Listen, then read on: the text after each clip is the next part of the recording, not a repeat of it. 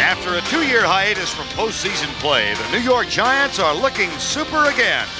Sparked by the surprising comeback of running back Otis Anderson and a hard-hitting defense, the 7-1 Giants are off to their best start since 1930.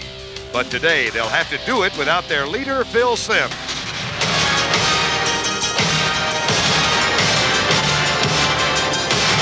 What started as a season of hope has become a season of help.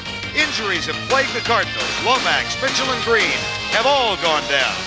Missed opportunities and missing fans have head coach Gene Stallings wondering if he can mend his Cardinals and end the frustration. Beating the Giants today would be a healthy start.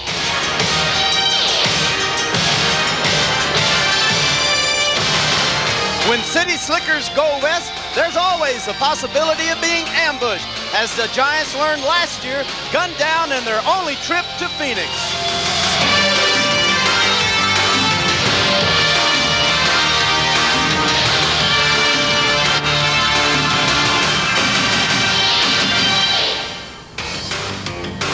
From the Valley of the Sun, the New York Giants against the Phoenix Cardinals, an NFC Eastern Division battle this afternoon as they meet for the second time in 1989. The Giants, of course, atop the division. Philadelphia just a game back. And then the Redskins and Cardinals are at 4-4 as we begin the second half of the season. It is a typically gorgeous November afternoon, 78 degrees, slight wind, and the forecast with very little humidity for continued sunny and clear this afternoon. Hello once again, everybody. I'm Vern Lundquist, and welcome to Phoenix, where Gene Stallings and the Cardinals feel if they're going to have any chance to win the division, this is a must-win game. They are getting many of their injured players back in the lineup today, particularly in the offensive line.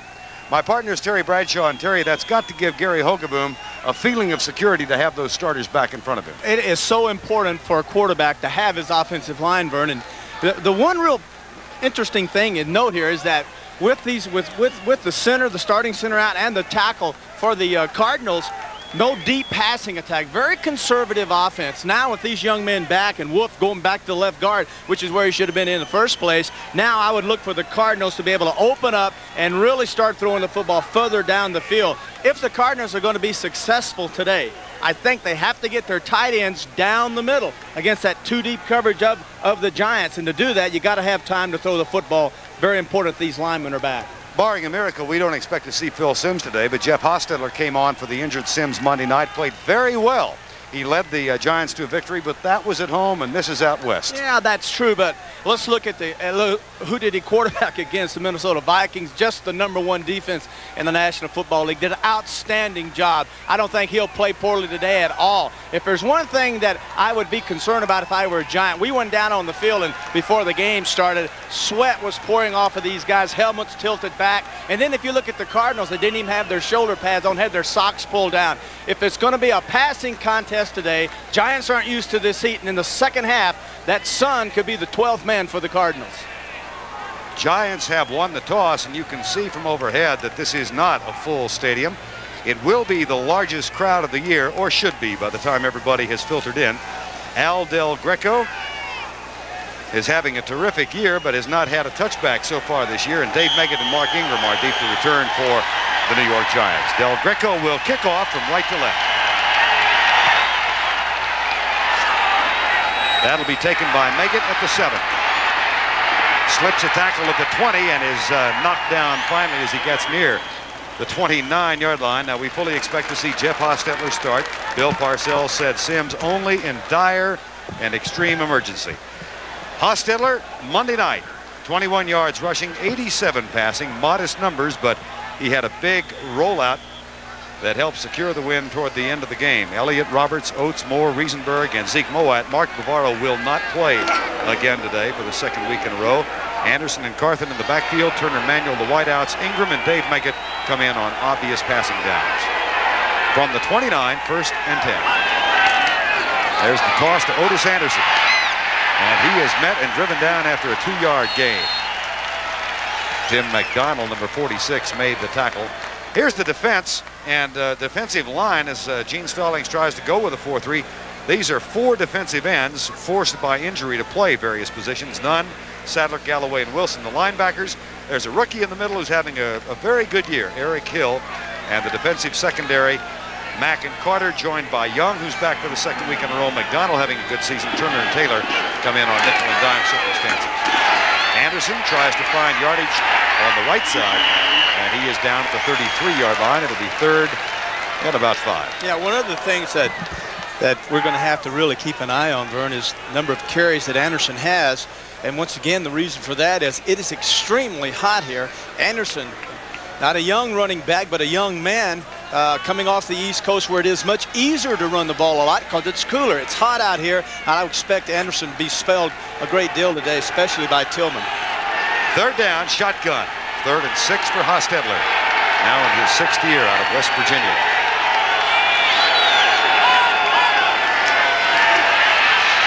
Hostetler goes to Meggett, the running back out of the backfield. First down, New York at the 48. Dave Meggett. And Eric Hill makes the tackle. Meggett coming out of the backfield, number 30, up inside. Now all of a sudden Harvey, notice 56, Harvey comes up to take on Meggett as if he's blocking, and then Meggett released to the outside. Harvey was frozen to the inside. An easy job by the quarterback that time, Hostetler. Just get him the ball and let Meggett catch it and turn it up the field. 1st and 10 from the 49-yard line. Otis Anderson, as he weaves his way across the midfield stripe and down to the Cardinal 47. You know, another interesting thing, Anderson is a man that says that in my early days, in my early part of my career, I used my speed as my #1 asset. And now in my waning years in professional football, I use my power. Well, if the Giants want to keep Anderson in the game for 4 quarters, I think it's important they use his power and go between the tackles, Vern, not sweep him out wide where he's running sideways, but straight ahead and use his power. 2nd and 6. Moat starts in motion. Dive play at left guard. Anderson, flag is down. Look at it. Yeah, Eric Hill there, young rookie out of Louisiana State. Face mask, Cardinals. Howard Rowe is the head of the officiating crew today. And this will be the first penalty of the year.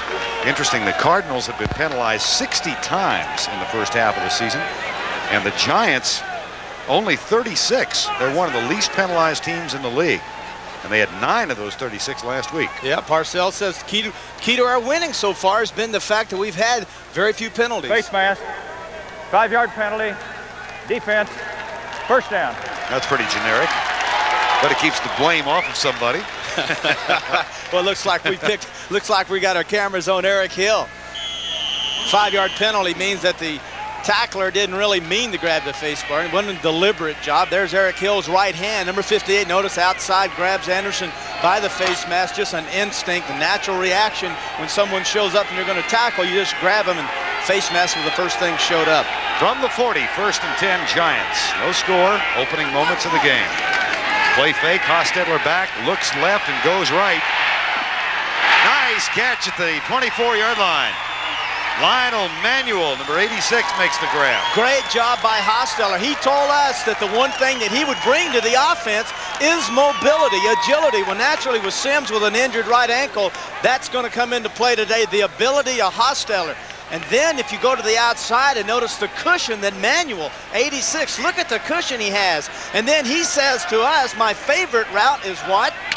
The in route. There's the in route. Beautiful job by Hostetler. Good catch. Dave Meggett comes into the lineup for the Giants. First down at the 24. They are driven with the opening kickoff. Here's a fake, and Meggett wants to throw, but great coverage downfield, and Meggett has to eat the ball. The defender did not go for the fake at the goal line. Then the defender didn't go for the fake because he had his man covered. He didn't turn around and look. He was running all the way. There's Meggett outside. Not a very good job. You know, when you do this, as a running back, you act as though you're going to run. Not a very good job of acting as though Meggett was going to run the football. Fooled no one. Excellent job by the Cardinals secondary to stay with their people and not come up. 2nd down and 9. No score. 10:25 to go in the opening quarter. Second time the Giants have ever played here. Here's Otis Anderson going left and getting cut down inside the 20-yard line.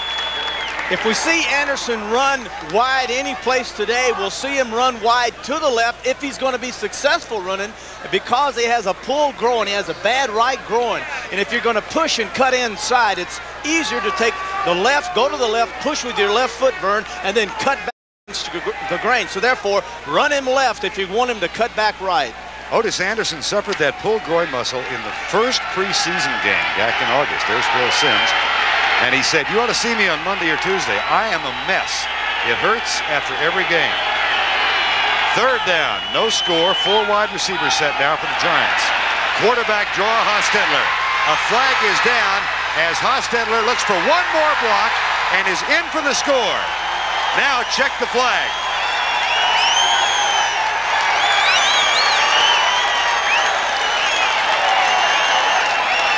If it stands, offside. Offside. Defense. Number 78. Decline. Touchdown. Offside. Hostetler. How does a quarterback run with a football and not get tackled? By simply having a man coverage. But notice that 56 Harvey was spying Hostetler. He said, you're my man, but he was blocked. And now Hostetler gets outside. What did he say? I bring to this offense the ability to run with a football. He did for a touchdown. Allegre with the extra point. It is up and it is good. Watch the block at the 5 as Jeff Hostetler gets the first rushing touchdown today. Stephen Baker on Carl Carter. Beautiful job by Baker. He comes inside, sees his man, hit it. The receivers do more than just catch it, they block.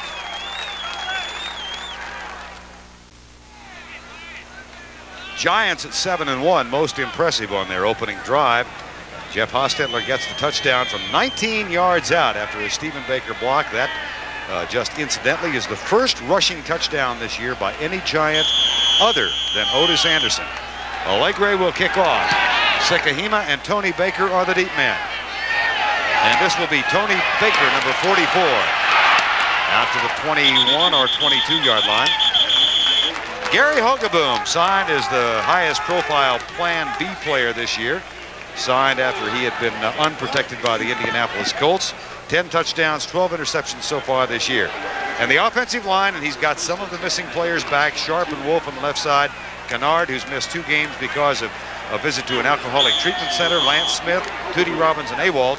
In the backfield, Jordan Farrell, the wide receivers Smith and Jones, and McConkey, the former Giant, and Don Holmes come in on obvious passing downs. Split backs. Now they shift into the eye. And it's a gain out to the 23-yard line. Leonard Marshall, number 70, makes the tackle. And defensively for the Giants, it'll look this way. Up front, Leonard Marshall, joined by Howard and John Washington. And on the outside, 2 of the outstanding linebackers in the league. And then Gary Reasons and Johnny Cooks complement them. And the defensive secondary, Collins and Williams, Kennard and Guyton, Cox and White come in on obvious passing down. 2nd down and 8. Awald starts in motion. Now the shift of the backs.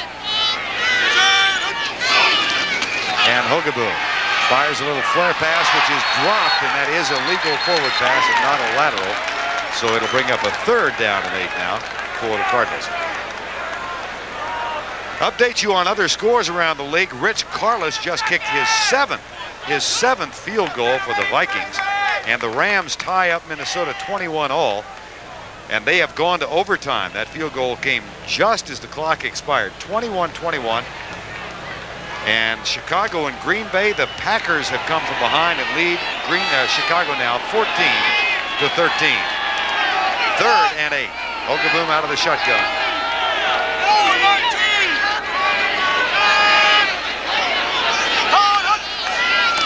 Four-man rush by the Giants. Hogeboom across the middle, dropped. And he had a man open. It'll be 4th down. Don Holmes. You have to believe that Holmes was a little bit surprised. Holmes will be the one receiver that we will see the Cardinals use as primarily down the seams he runs, Vern, and all he's doing that far is to draw attention to himself with the 2 safeties. And I believe that Holmes was caught off balance that time because Hogaboom saw the safety split, and then Holmes came free, and then Hogaboom hit him. I don't think he was expecting the ball. Dave Meggett back to return Rich Camarillo's punt. Camarillo now in his 9th year and his 3rd team in the NFL. Meggett at the 23. To the 37 and maybe the 38-yard line before Eric Hill makes a tackle. 7-0 Giants on top. A 19-yard TD run by Jeff Hostetler. Giant quarterback Phil Simms, injured on the 6th play Monday night against the Minnesota Vikings, has tried to practice, I guess, Friday and Saturday and in the pregame workouts today, but really, Terry, can't throw to his left at all. No, and one of the dead giveaways, and the worst thing a quarterback can do is when he backpedals, everyone says when he backpedals, he's throwing to the left. And in pregame warm-up, Phil had to backpedal, and then when he did, all he did was throw to the left, but he opened up, and then he threw to the right. That's a dead giveaway, and he obviously in pregame warm-up could not go. He was limping badly, and he gave it a shot, and another week off, and he should be able to come back next week. Jeff Hostetler in his first start of the season. Handoff right side. Otis Anderson looks for a block and has 3 Cardinals to drive him out of bounds at the 36. Anthony Bell and Eric Hill the first there.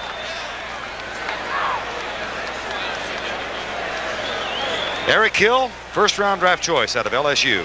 Said one of the really bad things about being a rookie middle linebacker with the Cardinals is that he's a little frustrated because he doesn't get to do as much. He would like to blitz more, but he says, when I blitz, all I'm doing is doing it to occupy someone so that someone else can get the sack. There you saw the range of motion he had playing off blockers and getting out wide and making the stop of Anderson. 2nd down and 10. Zeke Moat starts in motion, now comes back. Full-man rush with a stunt, and the pass goes deep left side and is complete at the 50-yard line. The catch made by Odessa Turner, number 83, who's been kind of a quiet person in that lineup in recent weeks. Well, one of the things is the Giants, with their running attack, and because of injuries themselves, what they're doing is they have a very controlled passing attack, but they're moving the football around to a lot of people. And when you do that, when you have that type of balanced offense, not every receiver is going to catch 50, 60, 70 passes like J.T. Smith for the Cardinals. First down and 10. New York with a 7-0 lead. 7.5 to go, first quarter. Anderson cut down to 49 of the Cardinals on this play by Dave Galloway, number 65. Overtime now, the Los Angeles Rams and the Minnesota Vikings. Carlos with 7 field goals rather to account for all of Minnesota points. Look at that. Green Bay knocks off Chicago 14-13. When you hate to be on the what might be a bus ride back to Chicago. Atlanta leads Buffalo 27-21. There's Frank Wright. Kelly's back. And the Jets, Tampa Bay trailing Cleveland. Second down. Hostetler, secondary receiver. Nice catch at the 44. Grab made by Odessa Turner again in front of Carl Carter, number 41. Normally when a quarterback turns and goes from the right side to the left side, the backside routes are normally longer, deeper than the right side routes. And the reason is so that the quarterback, when he does turn around in a panic situation, has the timing with the receiver. That time, beautiful job by Hostetler.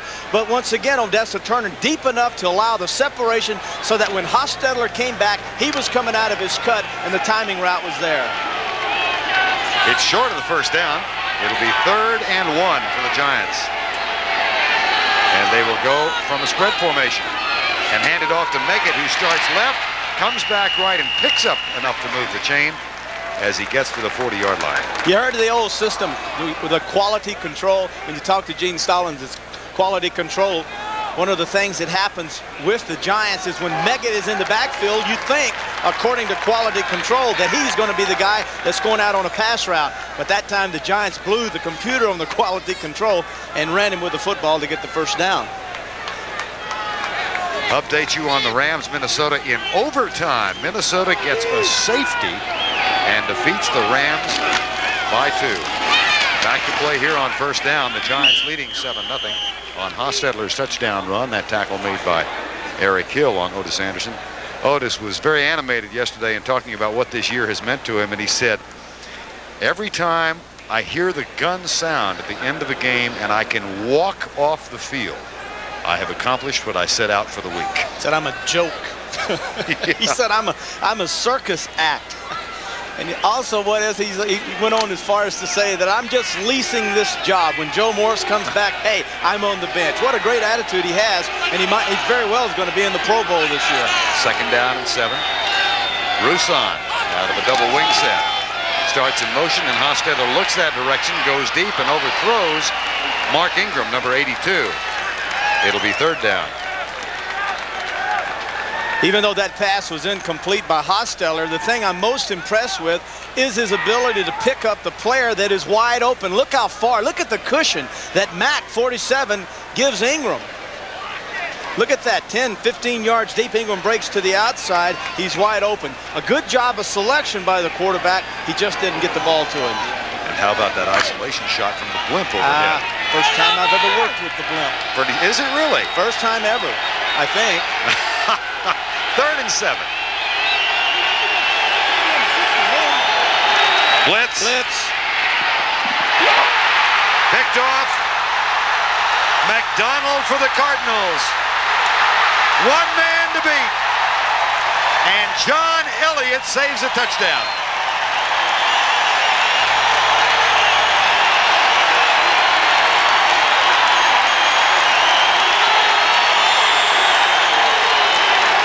Just an excellent coverage. The blitz told the quarterback man coverage to the outside, but then the real key was the fact that you could not see the safeties. You could not pick up safety McDonald. Notice he goes to the left. Hostetler sees the blitz, says, I'm going to the left. There's McDonald to make the interception. A 45-yard return for Tim McDonald with his 3rd pick of the year. First down at the 27-yard line. 7-0 New York. Hand off Tony Jordan. He gets nothing. Might have gotten 3 feet to the 26-yard line. This is a Phoenix team that in game 3 of the season destructed in New York. Gary Hogeboom threw 8 passes in the first quarter and a half, and 4 of them were picked off by the Giants. 1 returned by Kennard for a touchdown, and Gary said it got to the point it was so bad. All I wanted to do was complete a 2-yard pass to anybody wearing a jersey on my team. Almost returned by Kennard. And flags are down as well. Intended for Ewald and overthrown. Here is the discussion with Howard Rowe. Motion call against the Cardinals. And again, that point, they came in having been penalized 60 times. This will be 62 for the year. Illegal motion. Offense. Number 80. Decline. 3rd down. So it won't be number 62. It'll stay at number 60. There's Gene Stallings.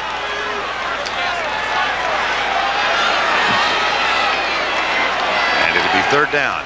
3:54 to go, opening quarter. Stallings now in his 4th year and the final year of his contract here in Phoenix. And much speculation both in this region and around the country about his future, and many think he's done the best coaching job of anybody in the league this year, given all the injuries they've had.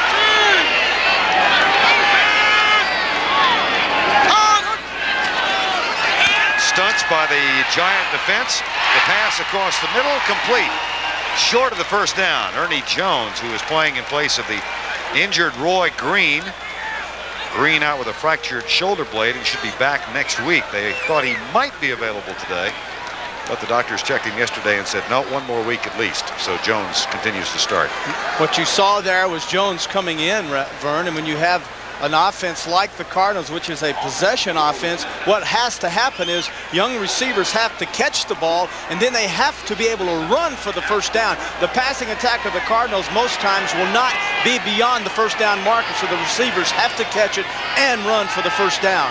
Del Greco has only missed one all year. This from 37 yards out, and it's good, and that is his 10th field goal in a row, and it ties a Cardinal club record set twice by Jim Bakken, who is one of the great field goal kickers, perhaps the greatest in Cardinal history.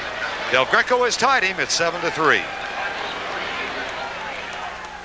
There have been well-documented attendance problems in Phoenix, and we don't have a full house today. They do expect the highest crowd of the year, somewhere around 48,000 to 50,000 today. But as you can see, there are a few empty seats, and it is quite warm. There's the Fuji blimp up there. He came all the way from New York to be here as a part of our telecast for today's game. Del Greco, who just kicked that 37-yard field goal, now authors this one, taken by David Meggett. And he's down at the 26-yard line. Jeff Hostetler comes back on the field. Hostetler picked off by Tim McDonald. First pass interception of the year. Jeff, of course, started the New Orleans game last year and then was pulled in that game, and said yesterday that he still has some vivid and not very pleasant memories from that experience. I hadn't gotten over it. We're talking quite a long time ago. So I haven't gotten over it yet. Don't know when I'll get over it. Has had a stormy relationship with Bill Parcells over 6 years. Handoff up the middle, flag down. Otis Anderson gets to the 30-yard line. And probably get a holding call here. You saw Maurice Carthen, number 44, leading the way that time for Anderson. That is Carthen actually is the third tight end in this offense with Bavaro out now. The Giants had used... Holding, offense, number 65, 10-yard penalty, first down. The Giants had used 3 tight ends, and the motion by one of the tight ends as a lead blocker for Anderson was responsible for a lot of success that Anderson has had so far, and so they wanted to keep this offense intact, and so they took Carthen now and put him on the wing and motion him like they did Bavaro and Moat, and he's the lead blocker now for Anderson. Parcells said he's worried about Bavaro. He doesn't know when he's going to get him back. Thinks he might be out for a while. First down and 20. Toss to Anderson. Hit by Galloway. Shakes that tackle and works his way out near the 24-yard line. Looking at Anderson, more of aware. He says, I'm more aware now than I've ever been as a running back, and that's probably because of age. He didn't really have an answer for it, but it's probably because of age, and everyone worries about his age. He doesn't like to talk about it, but Parcells will be the first one to tell you. So the guy hadn't done anything in 3 years, so he's got a 28-year-old body, 29-year-old body, and he's fresh. So I'm running some more. Now, Otis said that probably will add a few years to the career. Parcells yesterday told Otis Anderson, I'm giving you an honor as the half-season player of the year. You get half an award. They're going to take you to the banquet, but then you got to find your own way home. Watch this one go for a bunch. Otis Anderson. Out of bounds all the way up to the 48-yard line. 24-yard gain. Beautiful faking by the quarterback. Hostetler will come out. This is a screen. Moat's in motion. Now the fake. There's the fake. Nice little fake there. Beautiful job by Roussan. Now the fake flow one way, turn around to the back. Little screen off to the backside. Fooled everyone on the Cardinals who were in hot pursuit of Roussan. And there you see Anderson by himself down the sideline. First and 10. Giants lead at 7-3. 94 seconds to go. First quarter. The toss.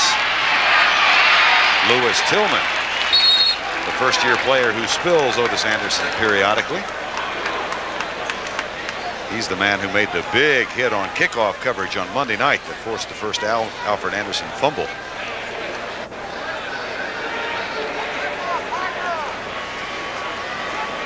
Total offense thus far, the Giants 129 yards and Phoenix 10. Phoenix trailing by just 4 points. That by virtue of a pass interception returned 45 yards that set up a 37-yard field goal. Up the middle, Anderson on second down. That's Tillman, rather. And he gets to the 45-yard line. One of the places you like to run against a 4-3, Vern, is up the middle. You have one middle linebacker, Eric Hill. If you get him out of the way and you can split the tackles, there's a nice hole in there. And so the best thing to do is just go straight at Sadler and Galloway, the 2 tackles of the Cardinals. If you get by them and the linebackers out of the way, then you're into the secondary. So quick dive stuff is really good plays against a 4-man front the Cardinals are using. That was Rod Sadler, number 72. 3rd and 4. Shotgun. Phoenix adjusts defensively. No blitz. Pass in the left flat for Odessa Turner. First down, New York.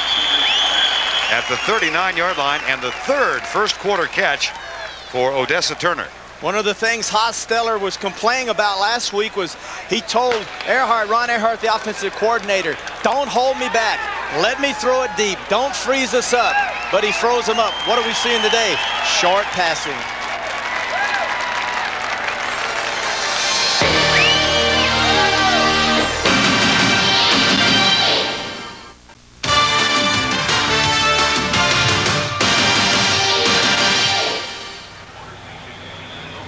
On the average, the Cardinals charge the highest prices in the league for tickets to watch the game.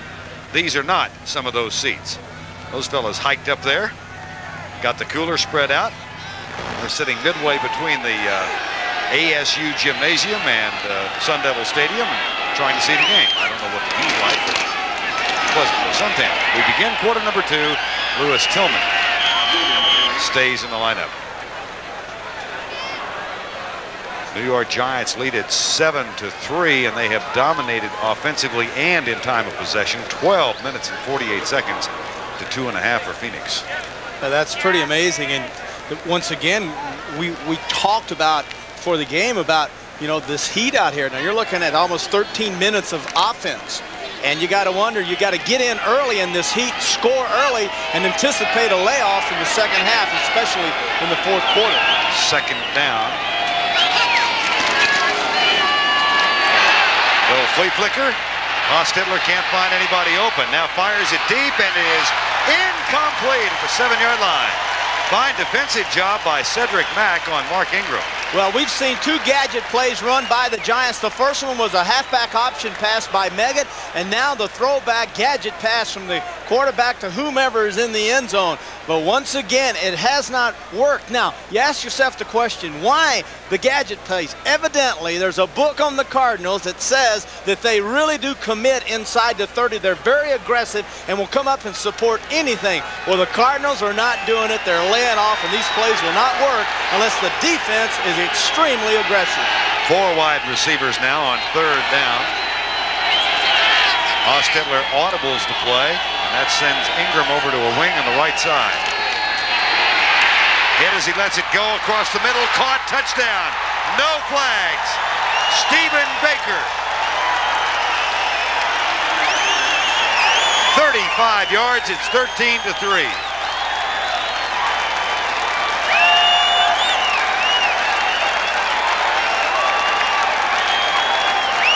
First time we've seen man coverage, Vern. When you get a weak safety that's committed to a back, there's no one in the middle to protect the middle. There's the 47, that's Mapp blitzing. No one in the middle. What's the first play you always protect? That is the middle. Never let a receiver get inside of you to the post. Baker gets inside. Good job by Hostetler. Touchdown. That is just the 4th catch of the year for Stephen Baker and his 2nd touchdown. So there haven't been many, but they've counted. And Allegre will try the field goal as the Giants continue to dominate here in the Valley of the Sun. 35-yard touchdown toss. Dave Meggett congratulates Stephen Baker. The Giants are up 14-3 over Gene Stallings' team. 14:06 to go first half. Giants comfortably on top, comfortably with a lot of time left, and Raul Allegre will kick it off. 14-3, touchdown run by Jeff Hostetler, and then a touchdown toss to Stephen Baker as they beat Jay Taylor number 27, the rookie cornerback and safety out of San Jose State. He was the man who was trying to cover the middle, and he didn't have any help. Yeah, now that he's gotten beat by on the post, I doubt seriously now whether Gene Stallings will come out and be aggressive and blitz, because that's exactly what he did. He felt like he had to blitz the Giants. He did, and it cost him. There's a leg raise kick taken by Tony Baker as they kick it away from Sikahema. And Baker with some room all the way to the 42-yard line. And brings a little bit of inspiration back to the crowd. A 33-yard kickoff return. Let's go take a look at that touchdown toss. Hostetler to Stephen Baker. It's a corner blitz. And once you have a blitz by a safety or corner, you have man-for-man coverage on the outside. Notice 43, Jelani Young moving over to pick up his coverage, and there's the blitz by Cedric Mack, 47. When you see a blitz like that, it tells you there's no one in the middle to protect the middle. Therefore, the corner must not let a receiver inside. Taylor did, and then you saw the touchdown by Baker. There's a toss. Tony Baker out to the 42-yard line. He picks up one. Terry, I just want to go back to the point you made about the time of possession and the disparity in the two. You said at the top of the program that the weather might be a problem for the Giant defense in the second half if they had to play a lot. And obviously, they're the great beneficiaries of this ball control. What you're seeing now is score early, score a lot, because in the second half, we might be too tired to be able to match points for points. So the Giants now are coming out and scoring early in the first half. 2nd and 10. Cardinals still looking for their first down of the ball game. They have a field goal, 37 yards from Del Greco, but that was set up by an interception. No flag. Hogaboom. Now there's a late flag. The catch is made at the 49. It will not be enough for the first down if it stands. J.T. Smith makes the grab. One of the positions you might see J.T. Smith, the wide receiver for the Cardinals, is on the left side in the slot. Remember, he has a broken bone in his left hand. Therefore, he'll go to the left, and if he runs inside routes, notice. Offense, number 68, 10-yard penalty, 2nd down. Notice he's got a broken left hand. Hooks in over the middle are easy to catch because they're body catches. But if he wants to catch deep routes, he'll go from his right to his left so he can use his good hand, his right hand, to be the brace to catch the football, and then use the broken hand as just the sealer, just something to kind of help guide it into his body. 2nd down and 20 after the holding call on Joe Wolf. And again, the shotgun. Hogaboom changes the play. Novacek is the man in motion. 4-man rush, little flip in the left side. Nice job by Sikahema to set up his blockers, and he gets the 10 back out near the 40 by Sikahema, who, because of all the injuries, has been given a chance as a pass receiver and running the ball, which he has ordinarily not done.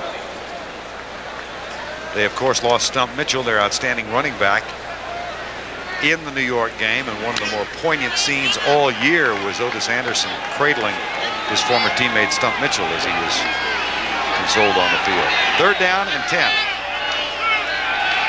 3rd and 11.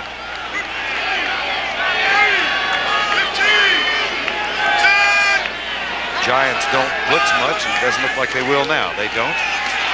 Mark Duckins is in the lineup. He comes, and the pass is deep left side, tipped away by Perry Williams. Incomplete. It'll be 4th down. Just a deep corner route. There's nothing fancy here. Just go down, fake to the post. Smith to the inside. Fakes and goes to the outside. Williams is standing there. This is a poor read by the quarterback, Hogaboom. There's no way he should have thrown this ball. Come off of that. Man, he's got 2 guys on. Come off of him and go to your other receiver. Excellent job by Williams. Underneath him and then knocks the ball away. Rich Camarillo on the punt. 11:51 to go. First half, 14-3. Giants lead it.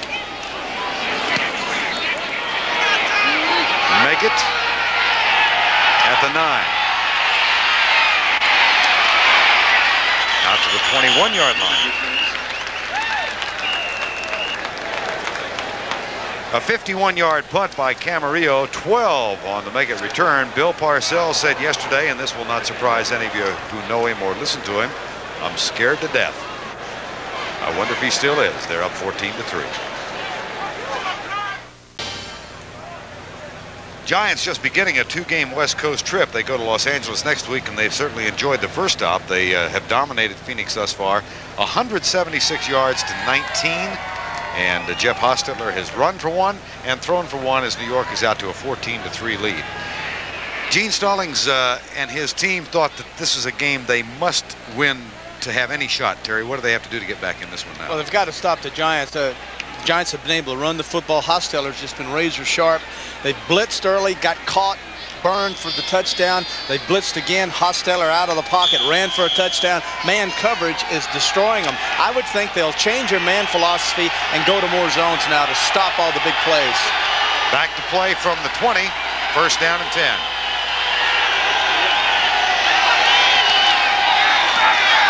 Hostetler pumps once. Alternate receiver, Zeke Moat, first down after a 15-yard gain. Out to the 35-yard line, maybe the 36. Lonnie Young at the tackle.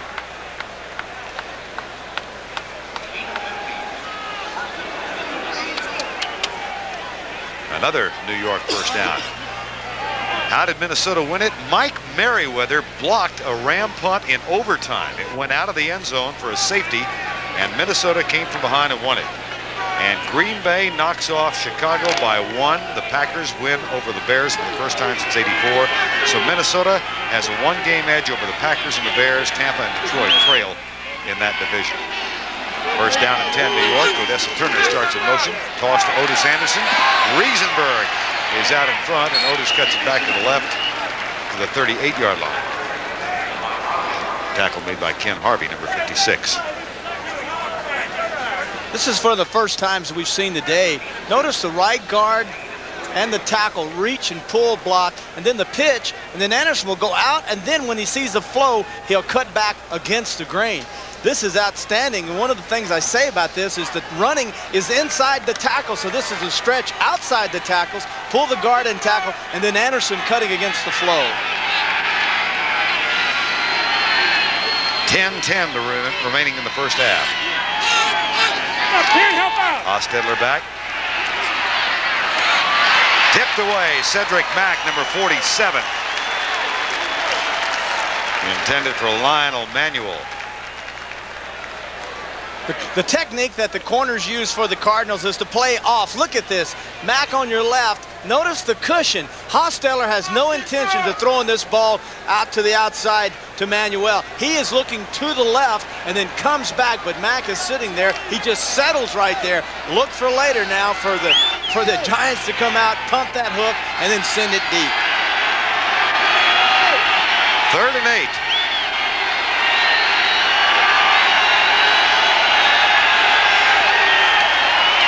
Four wide receivers set for the Giants. Hostetler scrambles and lobs it. Caught for the first down at the 42-yard line. Lionel Manuel. And Hostetler continues to look sharp. A 20-yard gain on 3rd and 8. Lonnie Young, 43, was spying Hostetler. When Hostetler moved out of the pocket, Young ran to Hostetler. The minute he committed to Hostetler, he threw in behind him.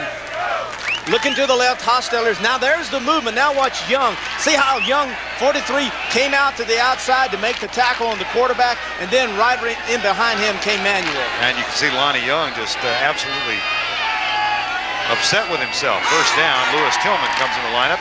He gets the handoff, or rather the toss, and goes right inside the 40 to the 38-yard line. Young man out of Jackson State. Now, when the Giants have been in this field position against the Cardinals, what has happened? Gadget plays. Gadget plays. Have they been successful? No. No, absolutely not. What are you trying to tell me? I'm trying to tell you that they're not going to use them again. Okay. I'm saying that that's not going to happen. But the one thing that does work well down there, and once again, understand the Cardinals love to play man defense. They love to blitz, but the Giants have been successful. I don't think they're going to gamble and blitz Hostetler. 2nd and 5. Carthen starts in motion from a wing position. And they go over the left side. That might be enough for the first down. It'll be close at the 32. Lewis Tillman with the carry, and Michael Zordich, number 38, made the tackle. Zordich, who had the big game against Dallas last week, his interception return for a touchdown. Atlanta beats Buffalo 30-28. You know, there was a lot of hollering about Jim Kelly coming back as quarterback, and they love that Frank Wright. Hey, they love anybody that's winning. This young kid's a guy that came off the bench and played so well the last 3 weeks, and then Kelly came back in, got the job, and I don't know if Wright played today, but they got beat. Boy, if Kelly played the whole game, I bet they're screaming up there. First down. Behind the line. Great defensive play made by Freddie Joe Nunn, who was one of those players who was absent for 30 days. Is because of a violation of the substance abuse policy, and Freddie Joe back last week. Freddie Joe Nunn, you know, the tackle, the running up inside. It's so unusual to see a defensive end make the stop on a running play that's going up inside. That tells me that Freddie Joe Nunn is really committing down inside. That makes him vulnerable to run the ball to the outside. 14-3 New York, second down. Hostetler hands it off to Otis Anderson, hit behind the line as he bumps into his own man who was driven backwards. And Freddie Joe Nunn makes the tackle and pats Otis Anderson on the head. The Cardinals at one point or another this season have had 14 players who have started at least a game miss at least a game. And Nunn, of course, was out for a month. They got Derek Kennard back today as the offensive center. But that's a tough task for Gene Stallings, and he, as we said, is in the final year of his contract here.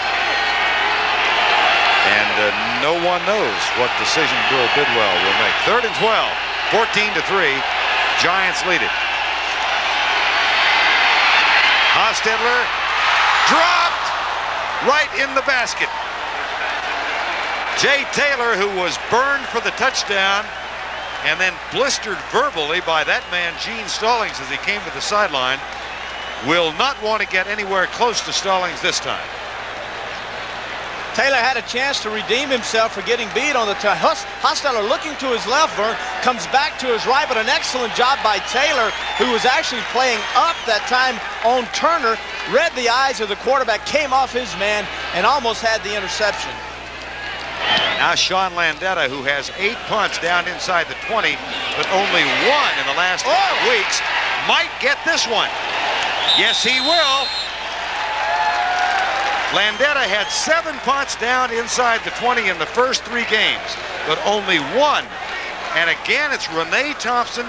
Bill Parcells said yesterday, that's why we lead the league in net punt return. Renee Thompson. Look at the effort 21 Renee Thompson makes. A backup left corner. There's the bounce, a beautiful punt. There's the big bounce that really gave Renee Thompson the opportunity to lunge out, reach back, and knock the ball back in play.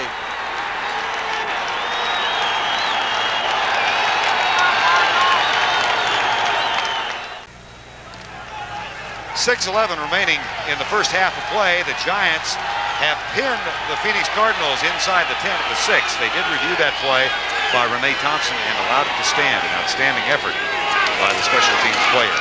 Play fake, Hogaboom from the end zone. Flips it out, caught by Farrell. And he is out of bounds just short of the first down of the 15-yard line. That's really a great call, a great offensive call, but also a very iffy call. And I will tell you why, Vern. A lot of great football teams, when they have a team backed up inside their 5-yard line, will blitz. Now, if the Giants had elected to blitz the play action, they would have probably gotten to safety because there's no way the quarterback, Hogaboom, would have been able to get the ball off. A gutsy call and an excellent job with execution. 2nd down and 1. Split backs this time. That play inside. Earl Farrell, who in the absence of Stump Mitchell has become the leading ground gainer for the Cardinals, and they've had trouble with the ground attack. Total offense, as a matter of fact, prior to that last play, 220 yards, 222 yards for the Giants, and 28 for the team in white. Well, just an excellent job. I mean, time of possession tells you right then that the Giant offense is doing an excellent job of controlling the clock, picking up a lot of first downs. The Cardinals really haven't had the football when they had. They've gotten in there, punted the football back to the Giants, who've just eaten up the clock. Well, try 18 minutes and 49 seconds to 5 minutes so far. That is a first down, and it is the first down for the Phoenix Cardinals. Phoenix opened with 3 games in a row on the road, the third of which was at New York. when they were blown out 35-7. They won their first two. There's Jim Schaffner, the offensive coordinator. Schaffner was also the coordinator at Dallas for a time, where he coached with Gene Stallings and Tom Landry, who, by the way, is here today. First down and 10. Here's a blitz by Reasons. Hogaboom, great protection across the middle. Catch is made. J.T. Smith, cast and all. Cast and all, and I said, which side would he run into the end? He would come from his right to his left. But J.T. Smith is coming from his left to his right. Flag is down. They'll wipe it out, Terry. Play action fools no one. Now, Hogaboom standing in and firing and throwing the left hand. An excellent job of using his hand. Smith with a broken bone. Offense, number 63, 10 yards, first down. You know, last week I told Tootie Robbins back after being out for a while, but J.T. Smith last week against Dallas dropped 4 balls, 1 for a touchdown, and he said as he continued to drop passes, he took a pair of scissors and kept cutting more and more of the cast off until finally at the end of the game, he had a little bitty dot there, not a whole lot protecting his hand. J.T. Smith heads left. He's had a couple of catches wiped out by penalties. It'll be first and 18. 14-3, Giants lead nearing the 5-minute mark of the first half. Hogaboom in trouble. Left side. Catch is made by Ron Wolfley, number 24, who's normally used as a blocking back. Matter of fact, that's only his 4th catch of the year, and it's not for much. There was your blitz that time, Vern, by Mark Collins, a cornerback, a corner blitz. And the book on Hogaboom has been, if you can get pressure on him, he will throw the ball up in the air and you can get interceptions. Obviously, they know that. The Giants had 4 interceptions against him the last time they played. But the offense that he runs, Hogaboom runs, is an offense where he goes 1-2. He'll have the ball out of his hands on his second read. Hogaboom has been intercepted just once in the last 2 weeks. Had that horrid day against New York that we've talked about a bunch. Now the blitz threatened by the Giants. They are not coming. It's a 3-man rush. Now a 4, and the pass is way wide to the left side. Intended for J.T. Smith. I think he was the closest player to it. And the fans react with a little bit of derision. Gary, of course, 6 years in Dallas. And then with Ron Meyer in Indianapolis. Said he thought about signing with Green Bay and also had an offer from Buffalo, but he thought his circumstance here would be the best.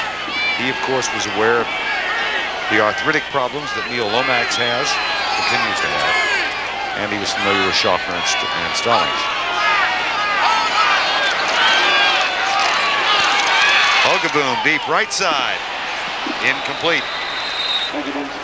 Intended for Ernie Jones. That's the same pass that Hogaboom threw in the last series. They had the ball where he tried to hit Smith on the corner route. Now he turns around and tries to hit Holmes, but there's 2 people on him, Vern. There's a guy underneath Holmes and one on top of him. Impossible to throw that. And what a quarterback has to do is remain calm, turn around, and go to an alternate receiver. Don't stay there. Don't force it. Come off, find somebody else, and get something out of the pass. Dave Meggett is back to return it, and the Giants should come out of this with good field position. Here's Camarillo's punt. Meggett moves up and grabs it at the 43. Downfield coverage, excellent by the Cardinals, as Meggett does not get to the 50-yard line. Eric Hill makes the tackle. 3:51 to go first half. It's been all New York. They're up 14-3.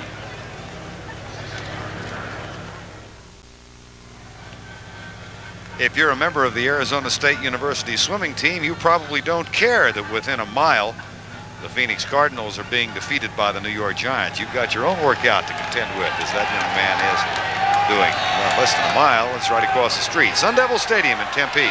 First down and 10, New York. They lead it 14-3. A Hostetler run of 19 yards and a pass to Stephen Baker. Here's Anderson, who is knocked down by Eric Hill, the middle linebacker, number 58. Stalin loves this Hill guy. What are the key ingredients to being a middle linebacker is having the vision, being able to see things quickly and then react. Really, a middle linebacker is a guy that cleans up everything. He's the plugger. He has to plug the tackle holes and the guard holes and the outside stuff and not let people cut back. And for a rookie to be starting at middle linebacker in the National Football League tells you this guy is really an outstanding football player. Eric Hill was the #1 draft choice of the Cardinals. And after having been wiped out in the draft in recent years, they've had the last couple of years a decent amount of success. Normally the head coaches at the Cardinals have no say whatsoever into the draft system. It's done by the scouting department and Wilson and everyone else. Hostetler back deep left side. Man coverage intended for Turner. Caught but out of bounds.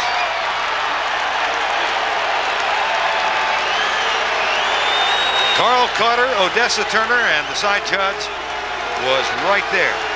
Merrill Douglas. In or out? Let's take a look, Terry. Turner, just a simple streak pattern down the field. Once again, the technique of the Cardinals. Notice now, Carl Carter turns his hips and is running, but he didn't turn his hips till after 15 yards. There's the left hand up. Now this is a little jostling, and what allowed Carter, did he catch it? Yes, he caught the ball, foot's out.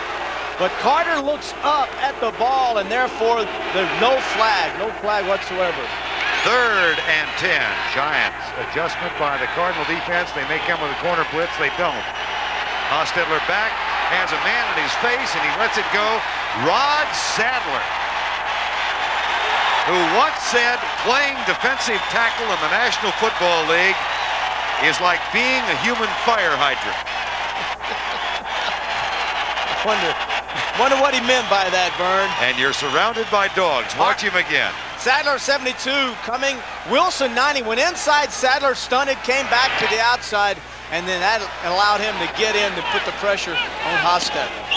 Landeta inside the 20 again, second time in the first half. Renee Thompson is the star of the special teams, particularly on punt coverage. Watch him on this play, Terry. Well, he does this so often. How many times have you seen Renee Thompson, 21, go down under a punt and catch the doggone thing and down it himself? Look, he's in a position now as Cedric Mack gets away from him. Renee is there to make another catch. Gets him behind Cy Sikahema 36, and the reason he did that, in case he fumbled the ball, he was behind the guy. He would pick it up and be able to go in for the touchdown. Next Saturday on CBS, college football action as the Miami Hurricanes battle the Pitt Panthers. Or some of you in this area will see Air Force take on the Cougars of BYU. That's college football on CBS Sports next Saturday, live at 2:30 Eastern Time. First down and 10. 14-3, under 3 minutes to go in the first half. Novacek starts in motion. The Cardinals go out of the shotgun. That pass caught, and then a pop delivered by Gary Reasons on J.T. Smith.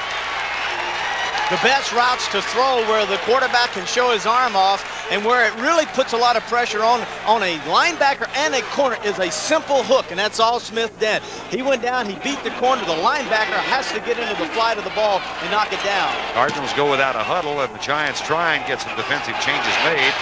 And then Hogaboom is sacked. Lawrence Taylor. That's his 10th sack of 1989. One of the things that Lawrence Taylor is doing this year, he's not moving around right to left. He's staying on the right side a lot. Your left side, he comes inside of Louis Sharp, 67, the tackle. Just penetration, beats him, and then makes the sack. But the key is Taylor's not moving around a lot, and a lot of teams say he does better now because he rushes better from Marshall's side. Second down and 19. 2 minutes to go. Handoff out of the shotgun. It's by Sikahema, who was out near the 19-yard line, and that'll be the last play before the 2-minute warning. 2-minute warning comes with 1:55 to go in the first half of play. 14-3, Giants lead.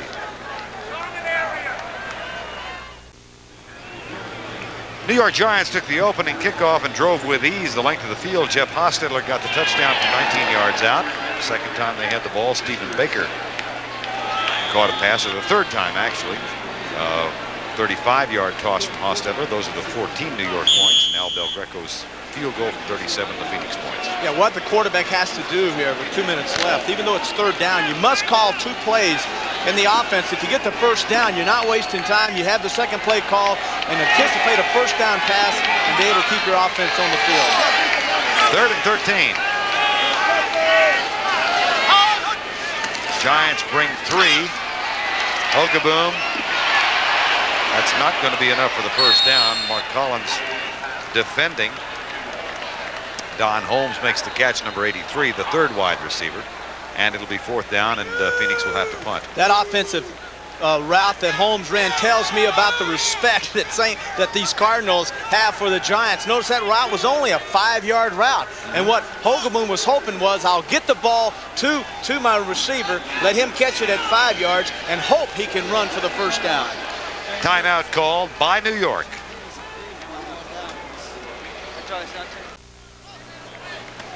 14-3, Giants lead it. They use one of their timeouts, and they will get the ball back with a minute 30 or so remaining in the first half. Rich Camarillo on to punt, and this is a bad one off the side of his foot. It goes right. A flag is down. It's picked up by Meggett, and he's back to the 44-yard line. I think somebody may have run off the field of play and come back on. Garth Jacks, number 53, made the tackle. Their Plan B acquisition from the Cowboys.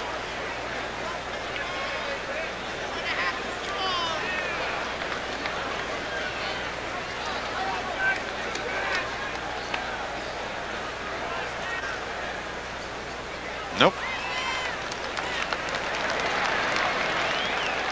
A little extracurricular activity going on. Here's Howard Rowe. Personal foul, number 29, 15-yard penalty on a return team. First down. Myron Guyton, a strong safety on special teams. Phoenix, Arizona. It gets lonely up there. An inflatable date. Yeah. I don't want to know that guy. No, Raiders are leading as we get back to football. The Rams win 23-21. Keep me away from him. Oh, dear. Atlanta won it when McFadden kicked a 50-yard field goal with no time left. And out of the shotgun, Jeff Hofstetler, who scored 1 and thrown for 1. Incomplete. Should have been caught. Lionel Manuel in front of Taylor.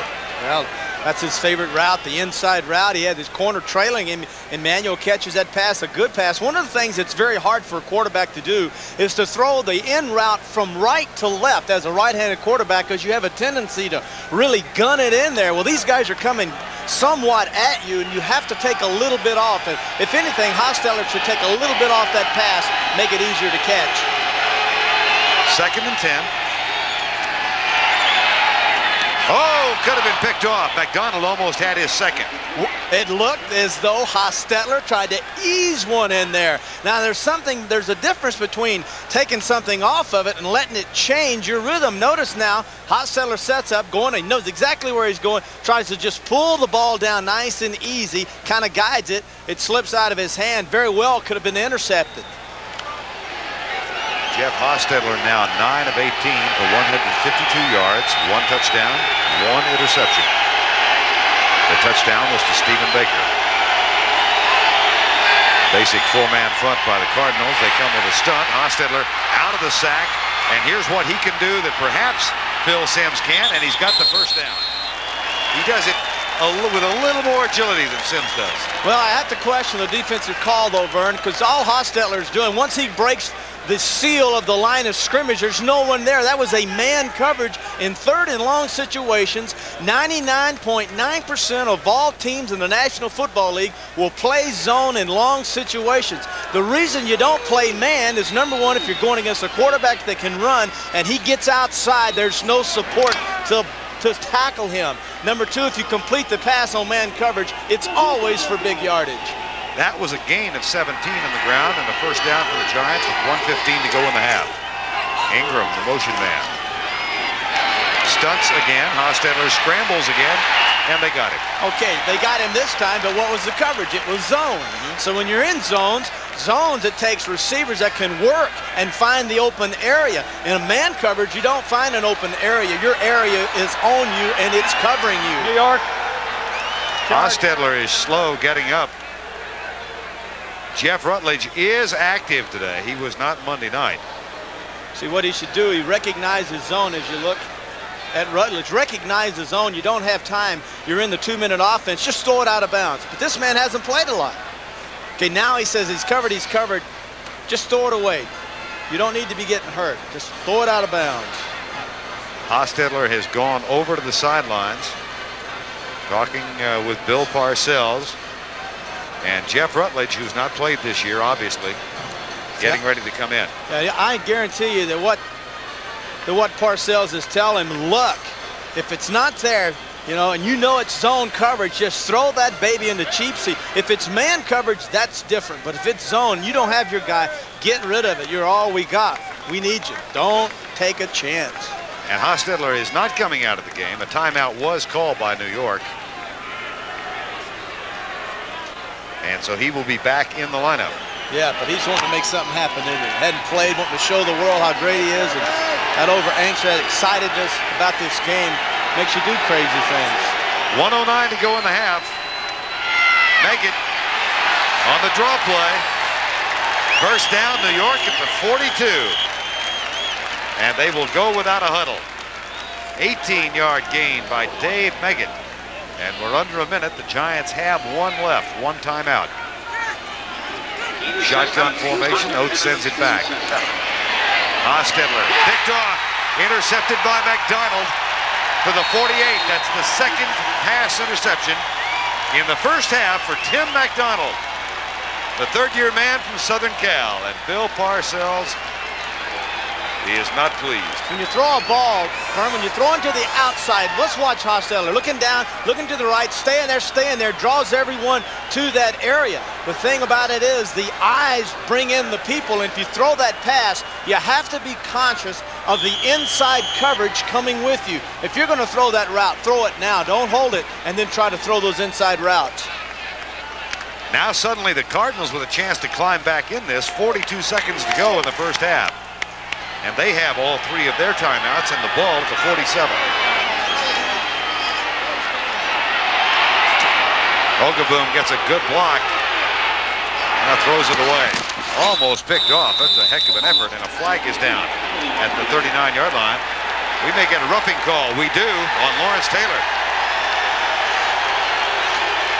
That will cost New York 15. Personal foul.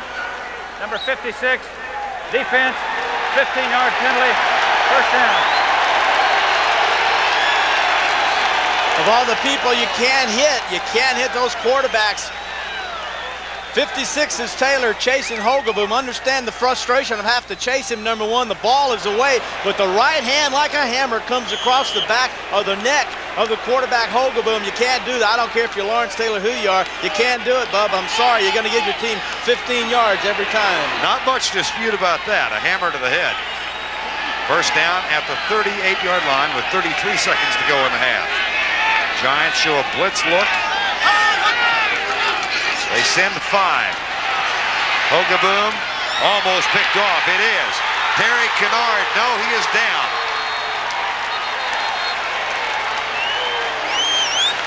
At the 34-yard line now is an incomplete pass. And Kennard begins to argue his case. Pass on the field, ruled incomplete.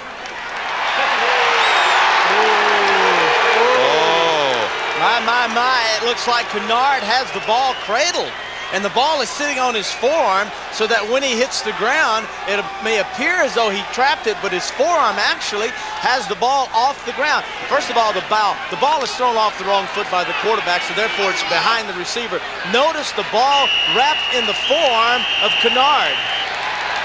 That looked to me, Vern, like a good interception, excellent interception, as a matter of fact. All right, they, needless to say, are looking at the replay. And here is the point, Terry. Is there conclusive evidence to overrule the call? Well, of course.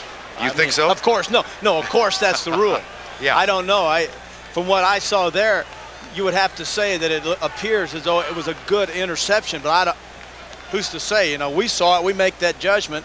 They've got the final say-so in this. Well, the replay official is Royal Cathcart, and they're in an adjacent booth, and they're looking at it right now. We'll look at it as you do at home and see whether or not there might be conclusive evidence to overrule the call by the official. Take a look at it again as Terry Kennard goes down for the interception. Okay, the ball is underthrown.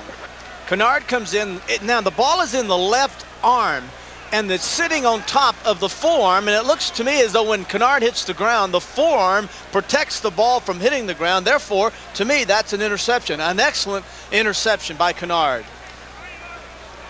I agree with you that it does look like an interception. My only question is whether Cathcart will find enough evidence there to overrule the judgment of the official. Well, I can't argue with that. I mean, once again, matters not what I think or say or see. It matters what they see, and if it's inconclusive, then it'll be ruled incomplete.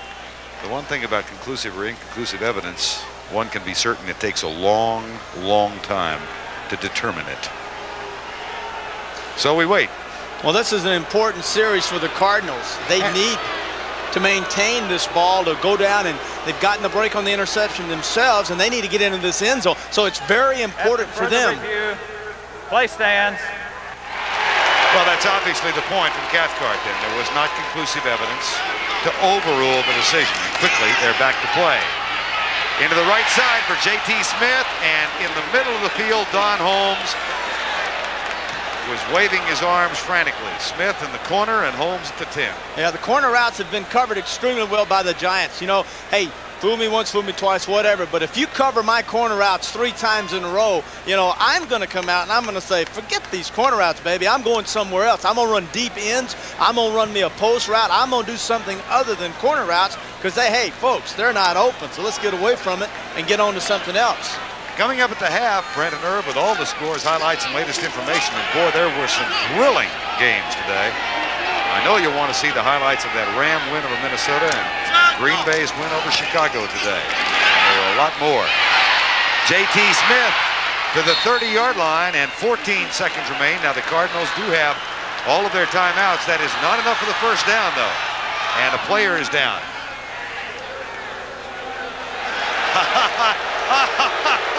I'm sorry. It happened to me the first time I was here last year. It just happened to Howard Rowe. He just got on the PA and announced that it was timeout St. Louis. In the meantime, there's an injured player down. J.T. Smith. There's a catch by Smith, and all Smith is trying to do, he says, I'm going to go down, but then he slips. He slips the defensive back and is able to get on down the field a couple more yards, and it's going to be 4th down. But by ducking his head, he lose. You know, when you duck your head as an athlete, you lose all perspective, everything. You get disoriented, and therefore, when you lose your head, your balance goes off, and you're more susceptible to injuries. And that looks, to me, that's what happened to Smith. I don't think it's his hand. He's got a broken hand, but I don't think that's it at all. J.T. Smith at the 30-yard line. And take a look at J.T., who's on the left-hand side of the screen now. Okay, notice his head goes down. Now he comes back inside. You know, you'd have to say, well, his foot's caught up in the leg of Kennard, so it could be that he had a twist, you know, the knee, possibly an ankle. This is at a spot where already Roy Green is out, though he may be back next week.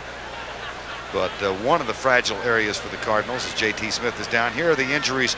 Of course, Neil Lomax is out for the year. Stump Mitchell out for the year. Green. Bostic is out for the year. McKenzie, Sean Knight, Bob Clasby, Steve Alvord. All those have missed games so far this year. Well, you know, of all the positions now, it's Smith at wide receiver already has a broken hand. And one of the problems with having Smith in there and leading the league in receptions is Ernie Jones and McConkey and Holmes really aren't getting the football. They are not getting the balance that the Giant wide receivers are getting. That's Roy Green. Says maybe next week he'll be back, has a broken collarbone. But with Smith out of the game, it could be that this would be better for the passing of the Cardinals, Vern, for the simple reason is, who do you double? You don't know who to double. You don't know anything about them. That is Roy Green, who is on the field, waits for his teammate. Roy Green, about whom Gary Hogeboom said yesterday, he is the smartest football player I have ever met. And Green comes out to accompany J.T. Smith over to the sideline. J.T., who was on a pace to break Art Monk's single-season career receiving record. Smith came in with 60 today. Monk's record's 106. And by the way, I think I mentioned a Ram win over Minnesota. Highlights coming up at halftime. It'll be a Minnesota win over the Rams. 10 seconds to go on 4th down. Split backs. Whoa. Now, do they draw him offside and get the first down? I think they might have. Hogeboom thinks so.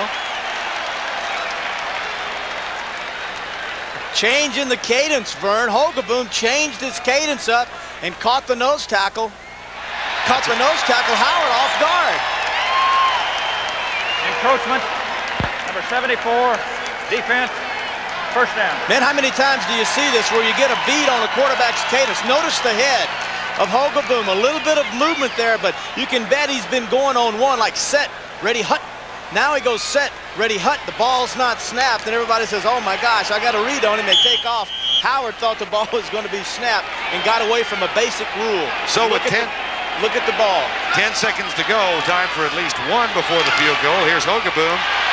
Left side, incomplete. Into double coverage with Guyton and Williams both back there. Man, I got to disagree with this. You know, that stuff's not there. Down the middle. Work the ball down the middle to the outside. You know, even if you go down the middle this close to the goal line, more than likely you're going to score. You're not going to have to rush your team out for a field goal try.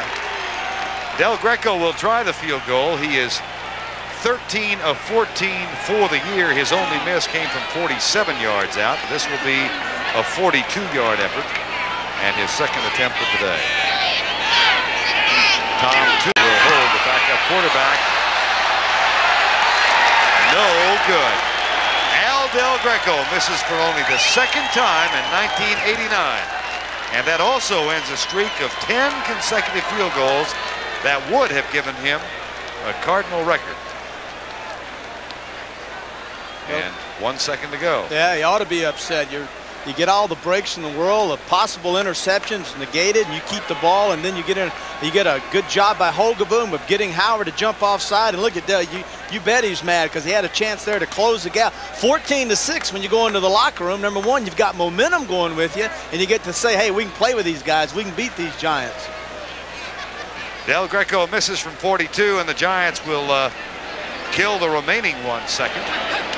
And New York will go into the halftime with a 14-3 lead. That's the end of the first half with our score: the Giants 14 and Phoenix 3.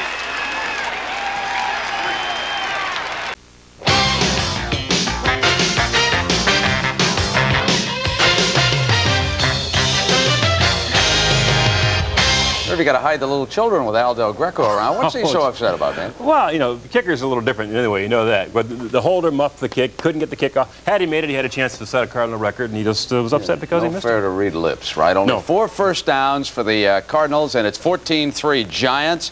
Now, before the game began, Phil Simms warming up. What a luxury not to have to play him today.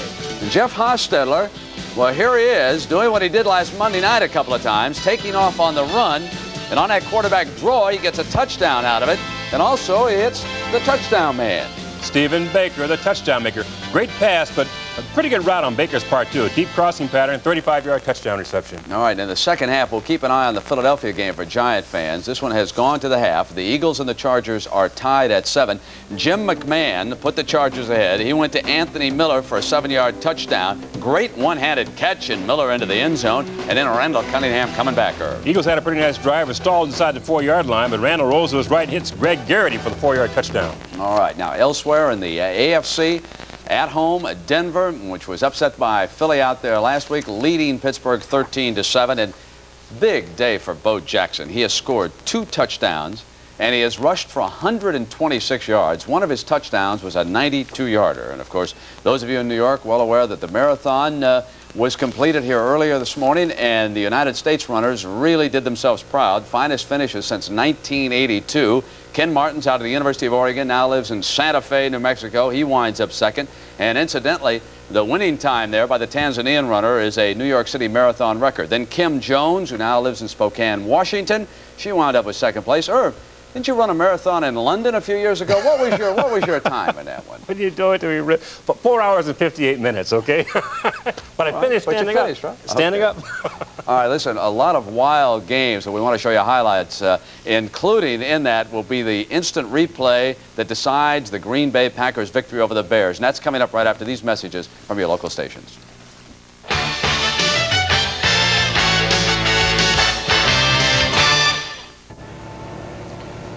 Halftime in Phoenix, Arizona, where the Cardinals trail the New York Giants by a count of 14-3. Jeff Hofstetler ran 19 yards for 1 touchdown. He threw 35 yards to Stephen Baker for the other.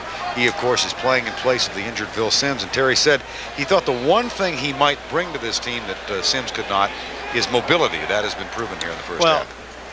Especially if you consider the fact that Simms has a bad ankle, but considering both of them healthy, absolutely. The one thing he says is, I give us the ability to run out of the pocket. Matter of fact, they put in a dash series just for Hostetler this week. That's where he takes the ball and comes out as a quarterback and throws, has a moving pocket. And today, what's he done well? He's thrown the ball well, but he's primarily hurt the Cardinals running with the football. That began on the first series when he ran from 19 yards out. This was the opening series of the ball game, and here came the first touchdown of the ball game. Anytime, notice Harvey, 56, was trying to come up and that time spy on Hostetler. That spy means simply he's going to cover man for man. It is a man coverage, and quarterbacks never have responsibilities normally in man coverage. And so if he breaks the huddle and gets outside, there's no one there, and he can run as far as he can run till someone runs him down. Just had to go a few yards for the touchdown. Well, having run for that touchdown, then in the second quarter, we saw another example. They had a 3rd and long, and all of a sudden Hostetler went back, scrambled, and picked up a first down. This came after he had thrown to Stephen Baker for a score. Well, he's thrown the ball well, but once again, it's the scrambling. He sets up nicely, feels the pressure. Now, once he gets beyond the line of scrimmage, there's no support. In other words, no one there to cover him and tackle him, and it's a foot race. He gets to the outside and makes the first down. Of course, what is the danger? The danger is that you expose yourself to injury, and that did happen right before halftime. I don't think it affected him to the extent he'll not be able to come back in, but he was hurt on this play. Well, it was. He's back, sets up, is going to move again. And then as he makes that move, this coverage is now a zone coverage, and so therefore there are people there in the lanes to make the sacks. He gets trapped, gets his leg caught under him. It looks like he might have to go out of the game for a while, but he's all right. At the halftime, rushing yardage, Hostetler with 35, and the Cardinals, the whole ensemble, 8 yards. Yards per reception, the Giants 17, and only 8 for the Cardinals. Total yards at the halftime break, 253 to 58.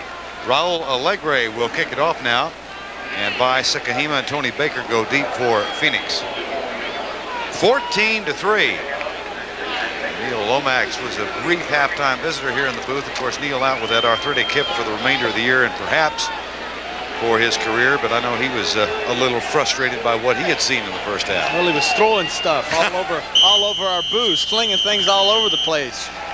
More in jest than in anger, and accompanying the kick, fireworks explode up on the hill. Nice return, and the Cardinals are out to the 40-yard line. Return of 30 yards. Let's watch Renee Thompson, number 21 from Baylor, one of the standouts on special teams. Well, he's extremely upset. To the outside, he's one of the quick people, the man down the field to force the return one there. Knowing he get backs inside, tries to get in his lane, and then comes back inside and makes the hit. Not a job I'd want to have. Not the most fun. Renee Thompson, number 21, first down and 10 Phoenix. They trail 14-3, and they have the ball with a quick opener up the middle. It goes to Vi Sikahema. Young man who was born in Samoa but grew up in the Phoenix area, and then of course played his collegiate football at Brigham Young University. The thing you like about having him in your backfield is that Sikahema gives you the balance in an offense to where not only do you throw the ball, run him with the football, but he is outstanding pass receiver out of the backfield. 2nd and 4, reverse is faked. Sikahema first down at the 39. Lawrence Taylor caught up with him, a gain of 15 yards.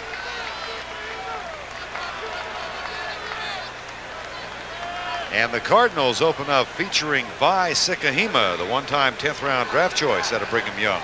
Well, why not? Why hold back? Reverses, you know, maybe try something fancy. You know, you try the passes off of it, now come back and try reverses off of it. Slows everyone down. Showing a proclivity for running on first down and 10. See if they do here. Ewald starts in motion. Blitz threatened by the Giants. There's the run. And the tackle. Carl Banks up on top. You know, one of the ways, Vern, that you run or attack a 3-4 because of 4 linebackers, and believe you me, the linebackers of the Giants are as big as most people's linemen. These guys are big. But the one place you want to attack is you want to go up the middle at them. You don't want to go way wide because they're so fast and have great pursuit. But one way you can run wide is by reverses, and that's what Sukahima did to play before the last. Quick count on 2nd and 8. Across the middle, caught, dropped. Mark Collins was covering. Don Holmes, number 83, couldn't hang on to it. And that'll bring up a 3rd down. J.T. Smith, of course, went out with an injury late in the first half, joining Roy Green, who was already in civvies. So Holmes and Ernie Jones are the wide receivers now. And the 3rd man is Phil McConkey, the former New York Giant, who was released at the beginning of the year and signed when Roy Green was injured. 3rd and 8. Kennard snaps it back. Hogaboom. Man open. Ernie Jones, 1st and goal. Mark Collins defending. It all starts with pass protection. You got to have time to throw. Who do you care? Who do you concern yourself with? This man, 56. You say to yourself, Wolf, do the job on him. Kennard, help us out. Well, there he is, flattened on his back. And then you come outside and you throw a crossing route to Ernie Jones. One good thing, if there is a good thing about having your key receivers out, the defense does not know who to double. Quick count. Sukahima goes left.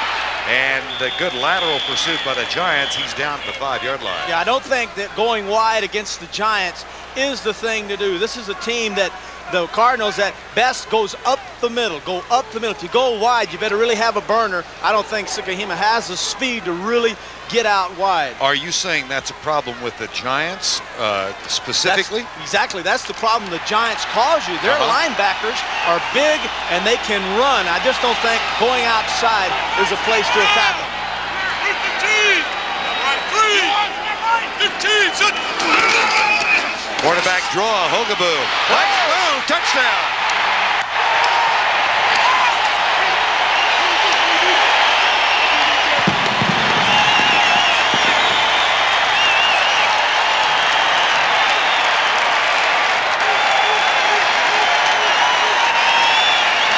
Borrowing a page from the Jeff Hofstetler playbook. As the Giants scored on a quarterback draw in the first series, Hogaboom gets one. Now you know why Del Greco was so upset at halftime, because if the extra point is made, we would have had a 1-point game. Del Greco, who missed that 42-yard field goal, will try the extra point here. Tupa gets the ball down, the kick is up and good. And Gary Hogaboom, who had averaged 2.5 yards per carry, with a nifty move at about the 3. This is a run all the way. A 3-step drop to show pass, get the linebackers out, and the good thing for Hogaboom was that the Giants were in a zone, which means their linebackers would show pass set, gave him the chance to get inside.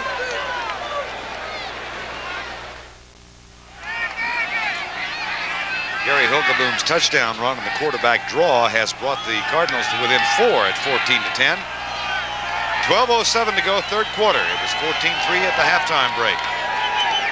And Al Del Greco will kick it off as you view it from the Fuji blimp flying overhead Sun Devil Stadium in Tempe. With Meggett and Ingram, the deep men for the Giants.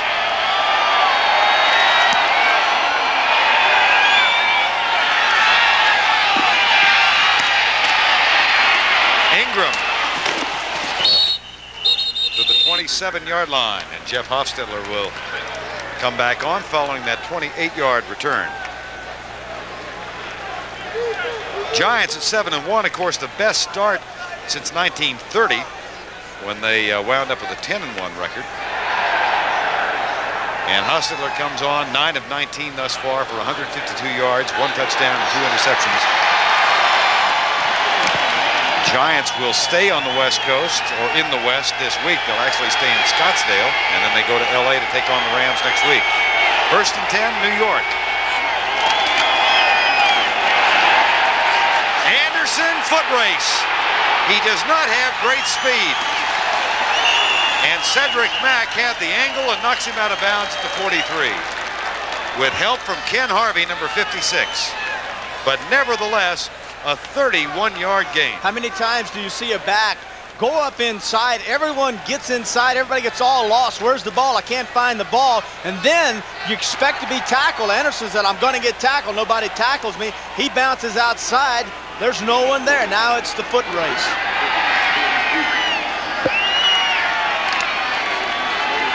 Cedric Mack, notice he came up kind of nonchalant, thinking that Anderson was down, and then whoop, out of the pack comes Anderson. 1st down and 10, Giants. Odessa Turner in motion, quick toss. Otis Anderson caught for a loss. Anthony Bell, number 55. The 4-year man who was a #1 draft choice out of Michigan State. Yeah, he said the hardest thing to do was to take on the tight end, his #1 responsibility. Then he said I had to use my hands, then I have to use my eyes, and then I have to react. I got to do 4 responsibilities. Whereas if I was in the 3-4 back on stacked on the inside, I don't have to do all that. Much harder to play outside linebacker now for him than as opposed to the 3-4. Rousson and Tillman come into the Giant lineup. You look at Bell. Just a footnote on that Cincinnati Raider game. Boomer Esiason is out of that game with a bruised lung. 2nd down. Reverse. Once again, when they're across the 50, it's the 3rd time they've tried a trick play or a gadget play, and Lee Rousson gets it inside the 40 near the 38. Tim McDonald. They obviously, in scouting and preparing for this game, have seen a very, very aggressive Phoenix defense.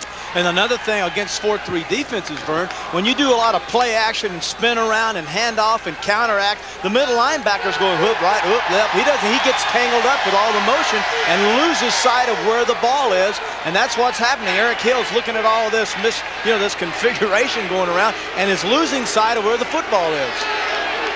3rd down and 6. Giants are 7 of 10 on 3rd down conversions.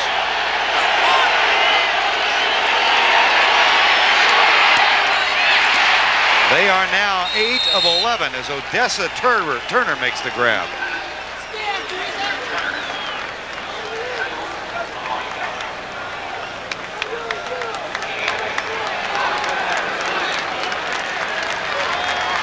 After Turner's 4th catch, 1st down New York at the 31-yard line or the 30-yard line. And the injury woes continue to mount for the Cardinals. J.T. Smith still in the locker room, getting an X-ray. No report yet. There's Connie Kawhi, who was the center until Derek Kennard came back to the team this week. 1st down and 10, New York. Anderson slips a tackle. Cuts left, gets to the 25. And a couple of further injury notes for the Cardinals. Ron Wolfley is out with a groin, may not be back, and Louis Sharp is also on the bench with a knee sprain and may not be back. Well, there you just hit the key. That's the real key when it goes Sharp. Today, his responsibility has been primarily to block Lawrence Taylor. No help at all. We saw Kennard come out once and help him, but for the most part, Sharp has been handling Taylor all by himself. 2nd and 5, 14 to 10, Giants lead. Early moments, 3rd quarter. Lewis Tillman. Another 1st down for the New York Giants, this time at the 15-yard line.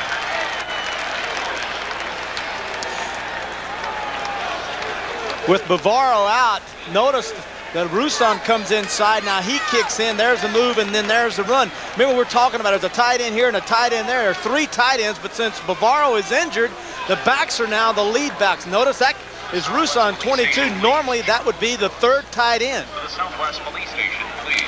Tillman with 7 carries for 32 yards. 8:10 to go, 3rd quarter, 14 to 10, Giants lead.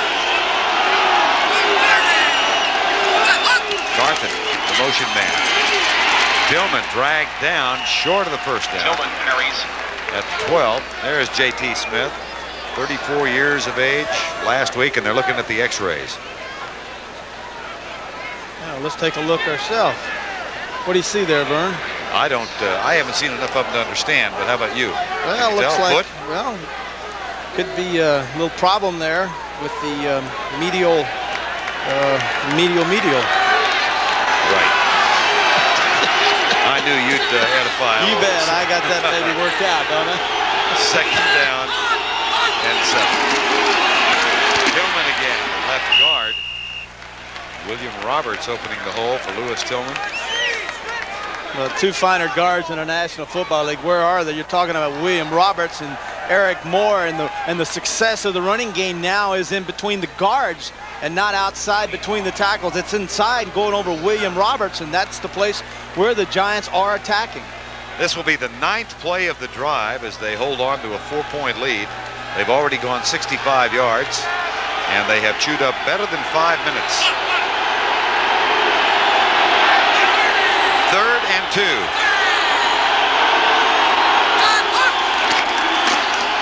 Tillman. 1st and goal. Tim McDonald with the tackle, and the Giants now 9 of 12 on 3rd down conversions. No one is happier than offensive linemen when they are able to run the football, control the clock, and then give to backs like Tillman. And when you run the football, you demonstrate power, authority, and that has a really a strong message that's sent out to the defense that, hey, we can't stop these guys. What we got? Then all of a sudden you're burying your head, you're going in there trying to penetrate, and then out of the pack comes the quarterback with a play action, and you're caught dead. Brian Williams in as part of the goal line offense now. Play fake, Hostetler on the quarterback rollout, gets a block and a touchdown. Brian Williams, number 59, was the man on the left side who convoyed Hostetler in. Run up the middle, run up the middle, run up the middle, run up the middle. Now play action up the middle. Everyone comes inside. Get 59 leading outside. Good job by Moat out there. Says, here I am, get in behind. He actually seals off the inside and doesn't even realize it as Hostetler gets outside, uses his speed, and scores. So the Giants answer in a most impressive manner. And they have increased the lead to 20-10 now with a leg raise extra point to come.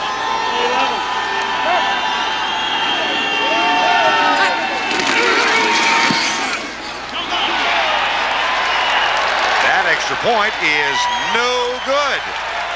So after hitting 20 in a row, Bill Parcells has to look into the sun and squint at Raul Alegre, who will now come over and try and explain this. And the holder, Jeff Hostetler. Watch this. Good set. Looks like a little bit too fat or something. Look at it. Watch Jeff Hostetler with Brian Williams, the #1 draft choice, leading the way around the left side. And Hostetler has run for 2 today and thrown for 1.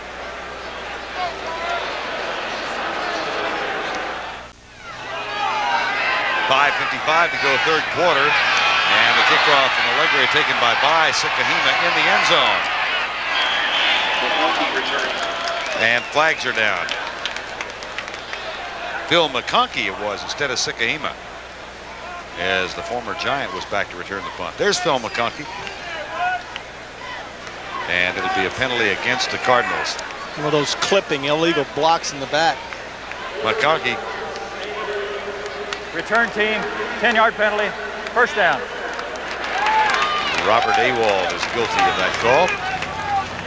Shots from overhead, the Fuji blimp being piloted today by Greg Plants. Greg, an ex-Navy man who traded sea duty for airships, just like Phil McConkey, as a matter of fact.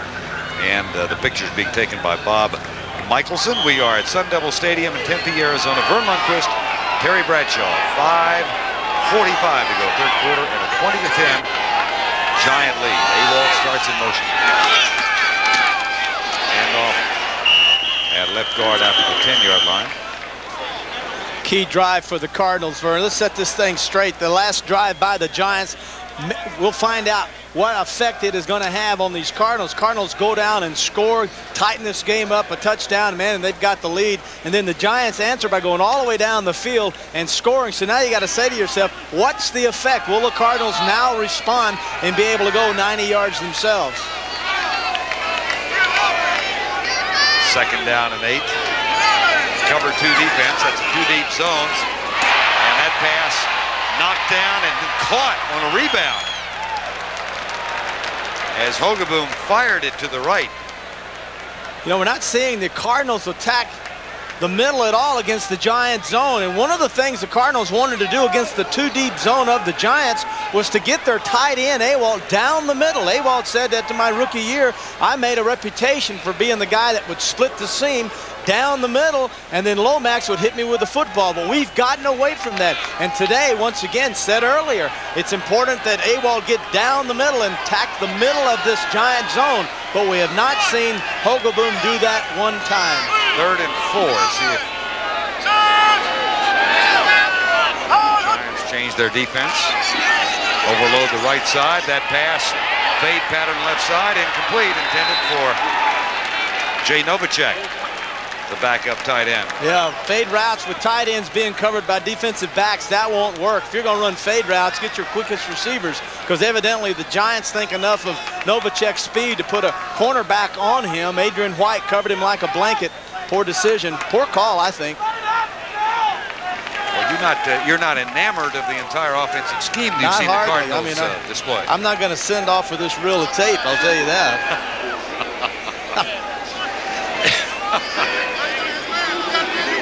Dave Meggett back to return the punt now. Rich Camarillo. Woo. Nice one. Meggett, 35. Oh, nifty move. And then dragged down as he gets to the 44-yard line by Eric Hill, the middle linebacker. 4:05 remaining in the 3rd quarter. It's 20-10, Giants lead. 4:05 to go, 3rd quarter. Giants lead at 20-10 after that last long touchdown drive. And Jeff Hostetler diving into the left-hand corner, his 2nd rushing touchdown of the day, and he has thrown for 1. All of this in place of the injured Phil Simms. 1st down and 10.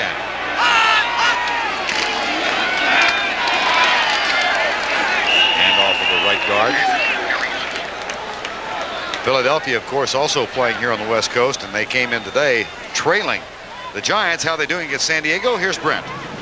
Vern, it is 3rd and goal for the San Diego Chargers, and Jim McMahon, he comes up passing and throws incomplete. Chargers settle for a field goal, and they lead the Eagles by 3. 10-7 is the score. Let's go back to Vern. All right, Brent, boy, if that holds up, that would be a gift for the Giants that they had not expected. A Philadelphia defeat to San Diego. Of course, they're in the 3rd quarter and a lot of time left in that one, just as there is here. 3:25 to go, 3rd quarter here in Phoenix. Anderson, who had a 31-yarder in the last drive. That is close for 1st down yardage at the 45. You know, important for the offensive line of the Giants. This is getting into the 2nd half. Shadows are starting to show up, and the running game has become the real #1 weapon that the Giants are using. And we talked about the heat, but I noticed that Bart Oates, and I couldn't help but recall that he said he had to put on more weight because he was the smallest guy in the offensive line because of their running game. We're running the ball more than we've ever done, and since my metabolism has slowed down, I can now put weight on. I used to couldn't do it. He's 15 pounds heavier, and he needs it today. Giants have gone more than 70 on each of their 3 drives, and they've used 27 plays to do it. There's the toss to Anderson, who cuts back inside on the 1st and 10 play and gets down to the 41-yard line. Anthony Bell and Carl Wilson, number 90, make the tackle. Anderson's 19th carry. It's been a long time, Terry, since he carried. To forget making this many yards, just this many carries. Yeah, but he said that he's gotten used to it now. It doesn't, you know, it's not like it's something he has to adjust to. He said, I'm used to running the load, carrying the ball, you know, 20, 25 times a game. It's not a problem with me. Once the #1 draft choice of this franchise, and then picked up by the Giants. 2nd down. Hostetler, Lewis Tillman, 40-yard line, and David Galloway makes the tackle for the Phoenix Cardinals. Nothing fancy with this running game. You'll notice, well, you won't notice, is the Giants very seldom pull guards and tackles. Very seldom. Maybe twice, maybe 3 times in a game. But the running they're getting today, Vern, is just by snapping the ball and having each lineman fire off, get in someone's face, and then let the back find the seams that created by the lineman drive blocking and then break open. Third down, Hostetler in the shotgun. Man coverage. 3rd and 6. The Giants are 9 of 12 on 3rd downs. And he's got room for another one. Easily done. Man coverage. One of the keys and simple keys a quarterback looks at to find out whether or not it's man or zone is look at the technique used by the cornerbacks. If indeed the cornerbacks are squared up on their receiver, it's man coverage. Hostetler knows this, so now he knows that if I get out and I'm running, there's no one out there to contain me, and I can run for the first down. Notice, do you see anybody, folks? I don't see a soul. There he is, first down. And that shot taken from a blimp overhead. And here is Hostetler, who's had an uneasy relationship with Bill Parcells since he came to the club. First down and 10. The toss left, and that play stuffed in the backfield. Otis Anderson knocked down by Tim McDonald, who was blitzing on the run play.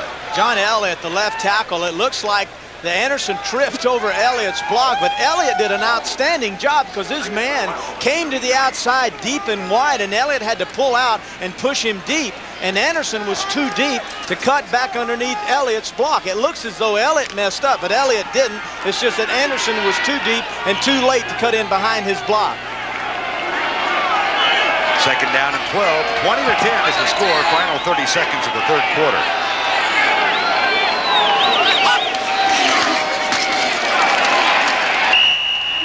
Down near the 30-yard line, Freddie Joe Nunn, number 78, with the tackle.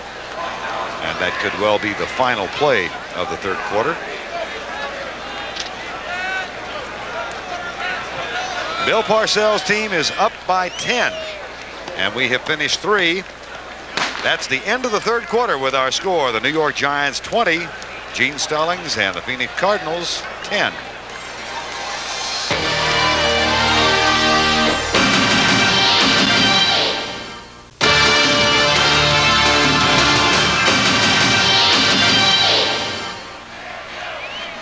Moon is out in the azure blue skies over Phoenix, Arizona on this late Sunday afternoon in November. The crowd estimated to be around 48,000 watching the New York Giants and the Phoenix Cardinals.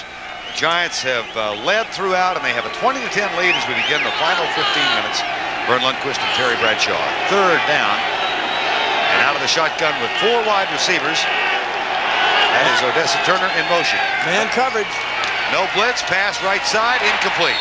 It'll be 4th down. Dave Meckett, who has become a 3rd down specialist out of the backfield, can't quite hang on to this. The rookie out of Towson State.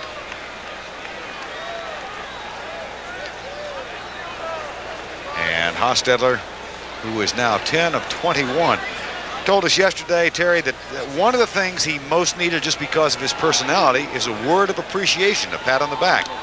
And he said that he had heard you say once that 5 years of your career went by the wayside and you had a stormy relationship with Chuck Noll. He feels that same way about his relationship with Bill Parcells. 47-yard field goal for Allegre now. Hostetler to hold it.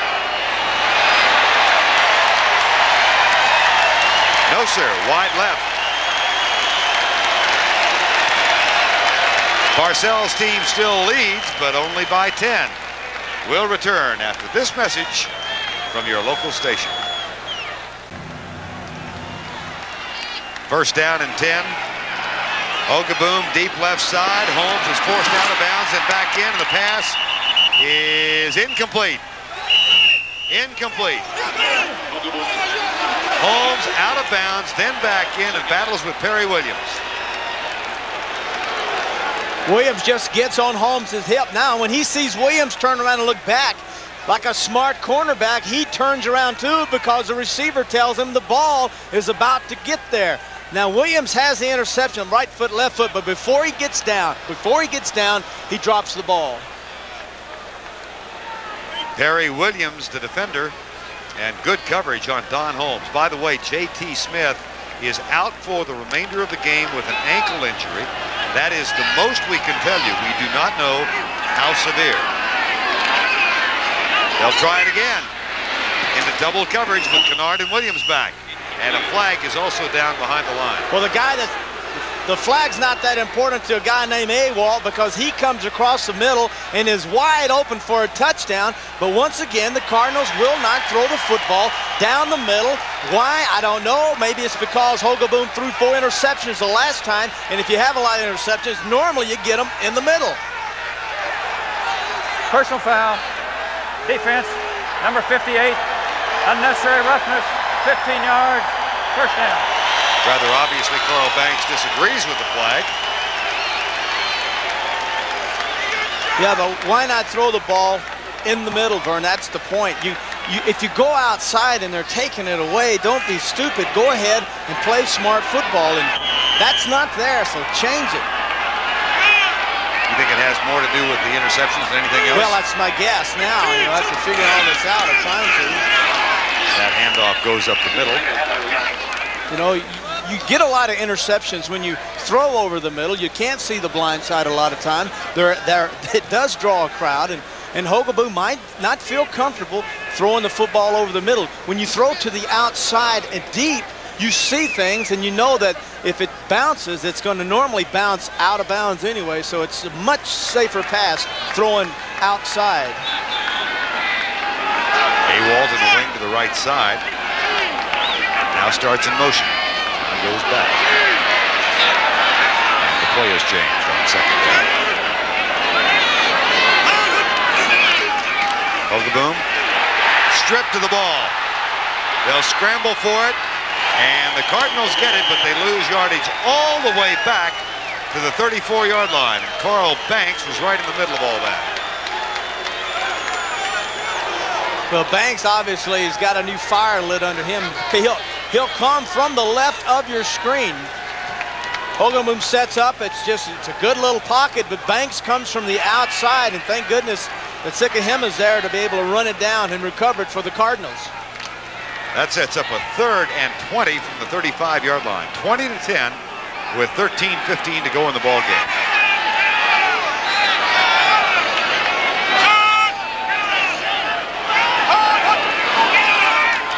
Full-man rush by the Giants, and Hogaboom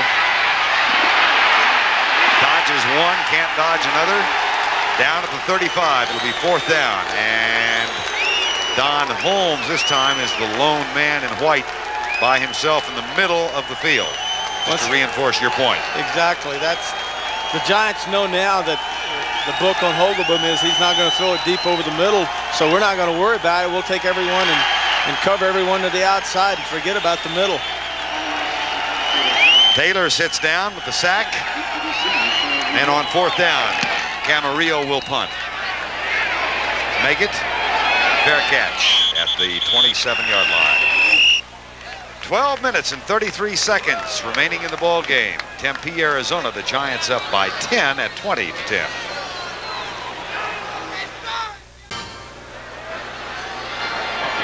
Giants lead it by a 20-10 count. They have overrun the Cardinals offensively, and the big key for New York has been their ability to convert 3rd downs at 10 of 14.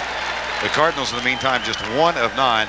And what a nice day it is for Jeff Hostetler, getting the most extensive action he's had in almost 6 years, except for that game last year when Monday night, obviously this year, and then the game last year against New Orleans. But he's got to feel very happy about the way things have gone. Well, he's done well, and you saw the 3rd down conversions, and what that means is that if you convert 3rd downs, you keep the ball for another 3 plays, and he's just done this repeatedly, time and time again today.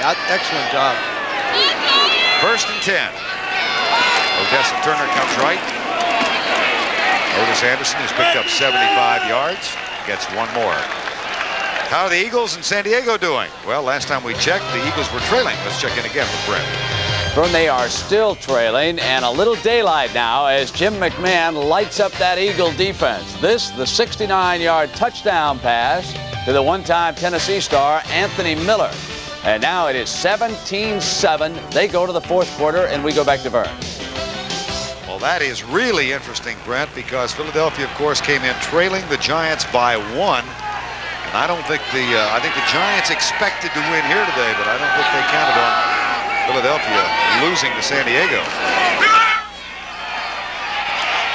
Hostetler finds Otis Anderson, and he gets away from the Dave Galloway tackle and is down at the 35-yard line. Carl Wilson and Eric Hill finally catch up with him. As we said, the Giants, of course, beginning a long series of games on the West Coast. They will stay on the West Coast, but they will change hotels. They are staying in a very nice place in South Phoenix. And Bill Parcells said, I don't want them to get the idea they're staying in a resort, so we're changing hotels tonight.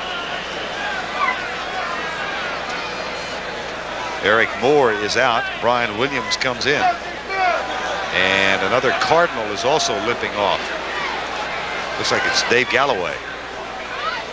And they are down now. They only had 5 defensive linemen suited up for this game. Bob Bukowski is their 5th.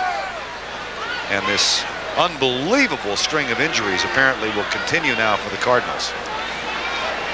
And you see all these injuries, Vernon, and then you understand why Bill Parcells looks across the field and said that guy, Gene Stallings, should be voted Coach of the Year. He has done an outstanding job, and Parcells doesn't think people really understand and appreciate Stallings and the coaching job he's did with a team like the Cardinals. 3rd down and 3, 4 wide receiver set. Out of the shotgun, they hand it off, and they do not get the first down. It's Dave Meggett. Go back to the well on that play, and Tim McDonald was there to make the tackle. Well, that's the second time we've seen that little play in 3rd down where you hand it off to the running back, but this time the Cardinals were sitting there waiting. It's one of those classic examples of those plays work once, but the 2nd and 3rd time normally they don't. People just get up for them, understand that, hey, this is what they did to really surprise us. It won't happen again. Sikahema is averaging nearly 12 yards per return. He's a Pro Bowl returner. Landeta and the Giants lead the league in net punt return, and this one will not be returned. And guess who's down there again? Renee Thompson, number 21. He spent the season in the vicinity of punts. A flag is down back at the 35-yard line.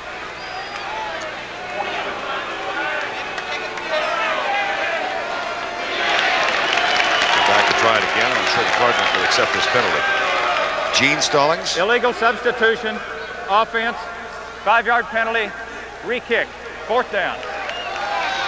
What does a coach do in the afternoon before a game, trying to spend time to relax? Well, Bill Parcells spent time talking with us. Gene Stallings, in the meantime, took his 2-year-old grandson to the zoo. He told me that he appreciates and understands now me with my 2-year-old daughter. In other words, that grandson about drove him crazy. Here's Landeta's punt. Sikahema driven all the way back to the 11. But now a little bit of room. Foot race to the 31. Nice return. And Pepper Johnson makes the tackle. A 58-yard punt by Sean Landeta. 21 on the return by Vi Sikahema. There's a picture postcard. 20-10, Giants lead it. Cardinals have the ball. We've got exactly 10 minutes remaining in the game, and another injured Cardinal, Tony Baker, number 44, joins that list, and Dave Galloway behind him just limped off. We do not have injury reports on either one of them. You can see that Baker has a bag of ice on his left ankle. Here's Hogaboom, who's 9 of 21 for 88 yards, no interceptions, but very modest numbers. They'll try the reverse to Ernie Jones. Hogaboom leads the way and gets a good block on Carl Banks. And here comes Jones. And what a block Hogaboom threw on a linebacker.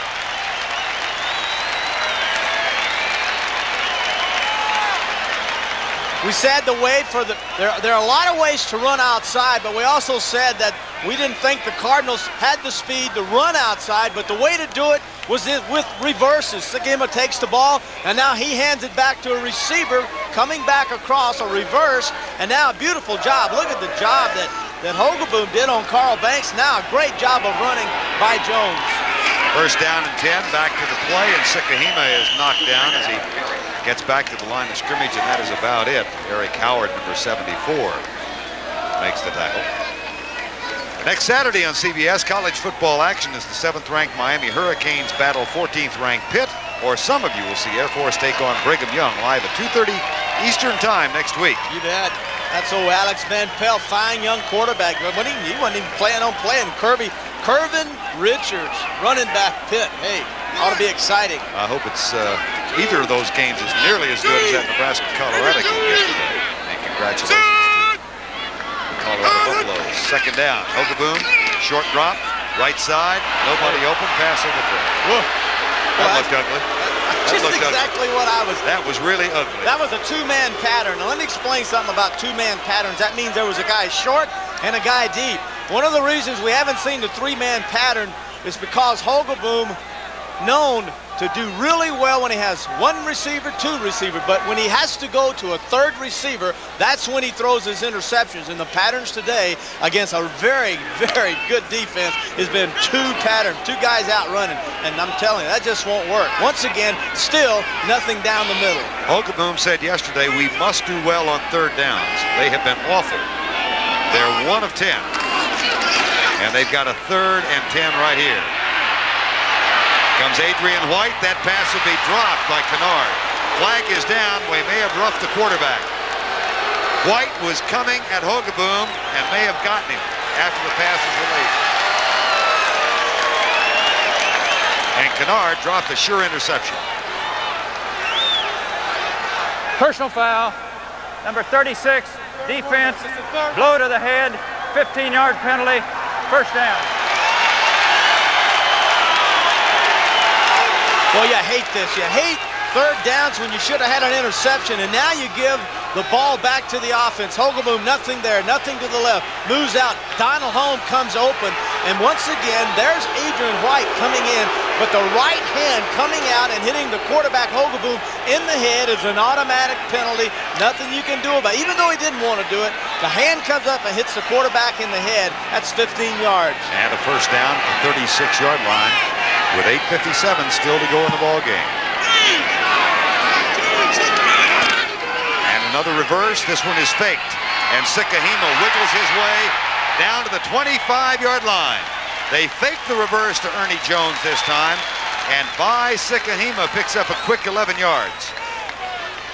You know, you have options when you do reverses. You know, Sikahema could have handed that ball off. That doesn't mean just because you run reverses that you have to hand the ball off if you're the first one to handle it. You can keep it. Sikahema that side said, hey, I don't see anything over there. Forget it to Holmes. I'm keeping this baby myself. Sikahema with 8 carries for 43 yards. First and 10. Two deep zone again for the Giants. See what Hogaboom does with this. Hands it off to Earl Farrell over right guard after the fake pitch. And it's a gain to the 21. By what I've seen so far, Bert, I would have to say that Hogaboom does not have the freedom to audible. He does not have the freedom to audible because I know that he is looking and seeing that cover too, and I know that he knows the place to attack it is with play action with a back coming out or with a tight end down the middle. Why would he not have the freedom? Any guess? I just think that's the system. That's the way the scheme is set up. Second and 6, 20 to 10, Giants lead, and they have led throughout. Jones in motion, and Hogaboom steps up in the pocket, now dances right. Drills it right, dropped at the 20-yard line by Jay Novacek, his tight end. And again, a big third down.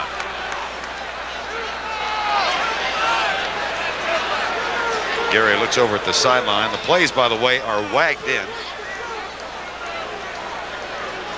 Or signaled in with numbers. You know, that Jim Schaffner, the guy that Hogaboom was under at Dallas, Hogaboom knows this offense. That's one of the reasons he came to the Cardinals, with the fact that he knows this system. He knows Gene Stallings very well, so I would be surprised that he does not know the audibles. Third and 6.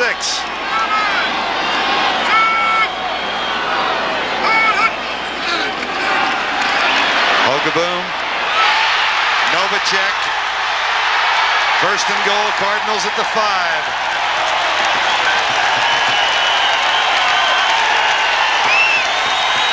Adrian White knocks him out of bounds. It's the second consecutive third down conversion for the Cardinals in this drive. something they've been lacking throughout the afternoon. Well, Scott Dill's doing a fine job replacing Louis Sharp, and as a quarterback, when you have a Lawrence Taylor to your left, your blind side as a right-handed quarterback, and you lose your all-pro tackle and you bring in a youngster like Dill, you would think that Hogaboom might be a little nervous, but Dill is doing a heck of a job. Scott Dill, number 74. Goal line offense is in, and the defense for the Giants, and a flag flies. Oh, we bragged on Dill, and he got caught.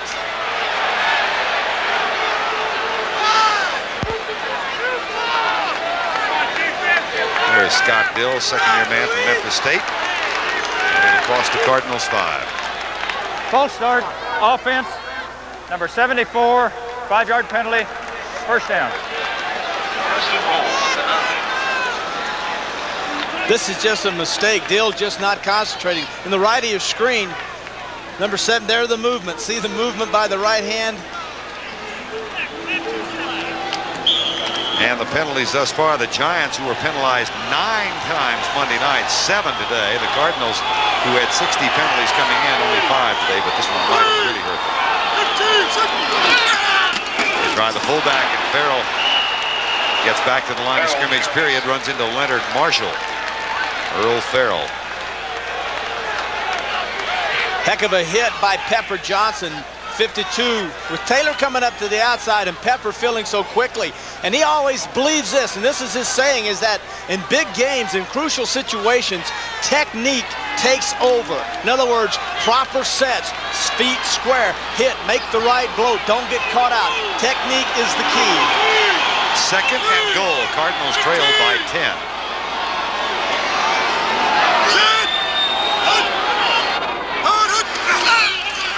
Full-man rush by the Giants. And guess who?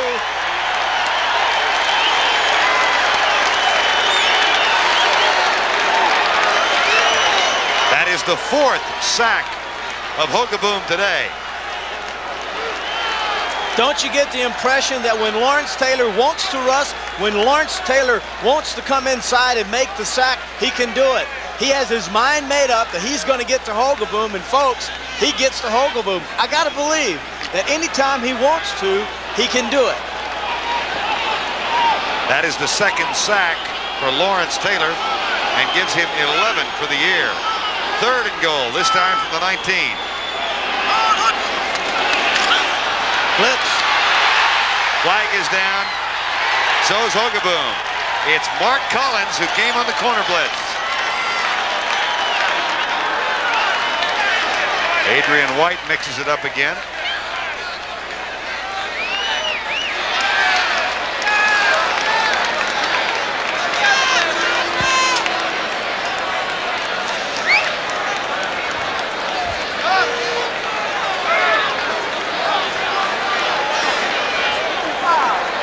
Illegal use of hands. Number 63 offense. Decline. 4th down. Penalty called on Tootie Robbins. And that means Al Del Greco will kick one from 45 yards out to try and cut the margin to 7. 46 officially. Del Greco, who was 1 for 2 today, but missed his last one and missed it badly. Other than that, he's had a terrific year. And now what? Parcells is hollering.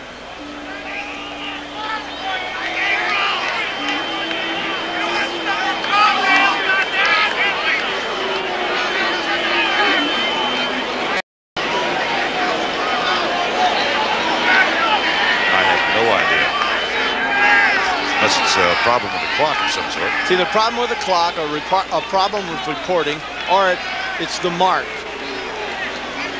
Yeah, I've read some lips and saw 25 seconds there about something.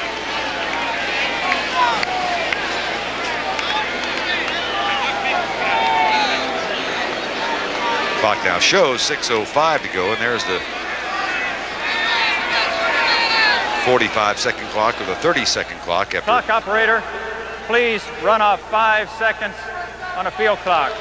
Run off 5 seconds. Thank you.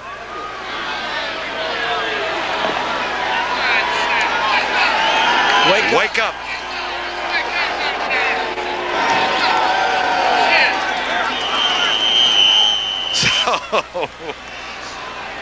Parcells won the argument, and Al Del Greco will kick it from 46 yards away.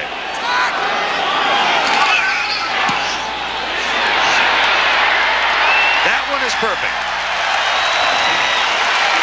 5:43 to go in the ball game. Cardinals climb back to within 7. It's 20-13. 5:43 to go as the haze settles in over the Valley of the Sun in Phoenix and Tempe, Arizona. The Cardinals now within 7, 20-13, and Al Del Greco, who just kicked that 46-yard field goal, will head back on out. The Cardinal team that fell behind 14-3 at the half came back to make it 14-10. The Giants countered with a touchdown but missed the extra point. And then Del Greco has just kicked his second field goal of the ball game. It's 20-13. By the way, an update. Philadelphia and San Diego, 17-17.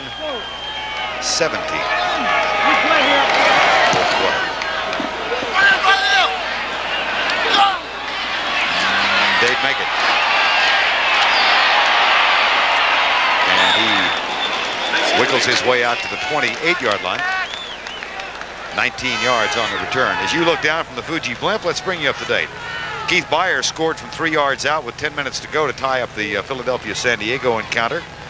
Denver leads Pittsburgh 27-7 at Mile High Stadium, and the Raiders over Cincinnati. Again, Boomer Esiason not in that game, and now we'll just roll through these. Minnesota wins on a blocked punt for a safety in overtime, and Atlanta wins with McFadden's field goal, 2 seconds to go. 20-13. Giants try to go 8-1 and open the second half of the season. Otis Anderson in jail and nailed.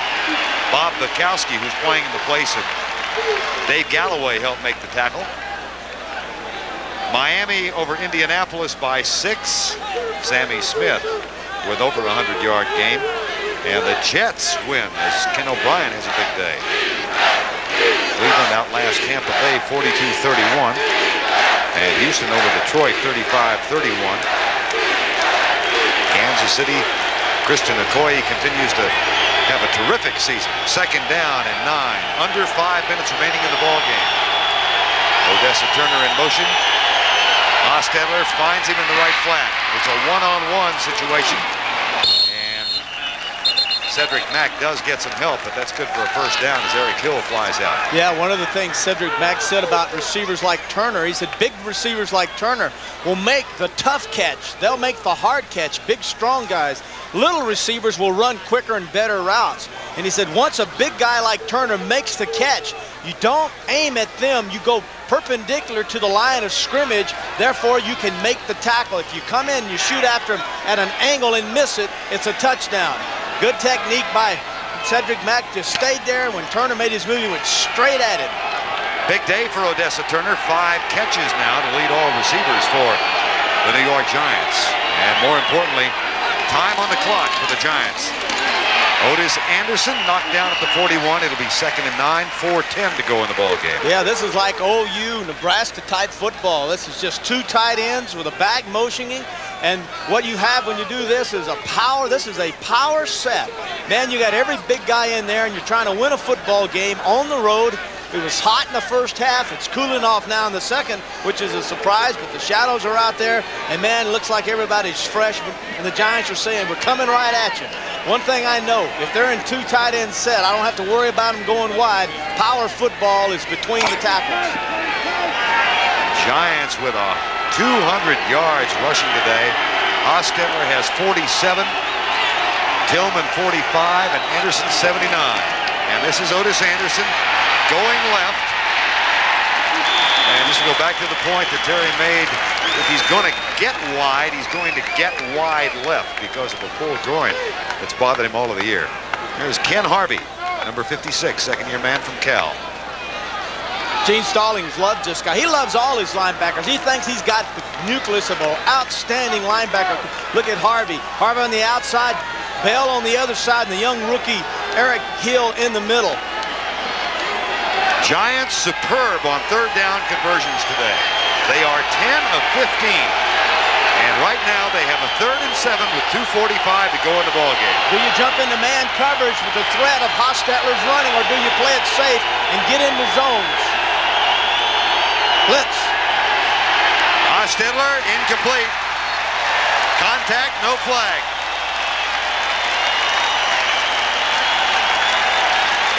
Hostetler thought he might get an interference call on Taylor, number 27. Michael Zordich, free safety, 38.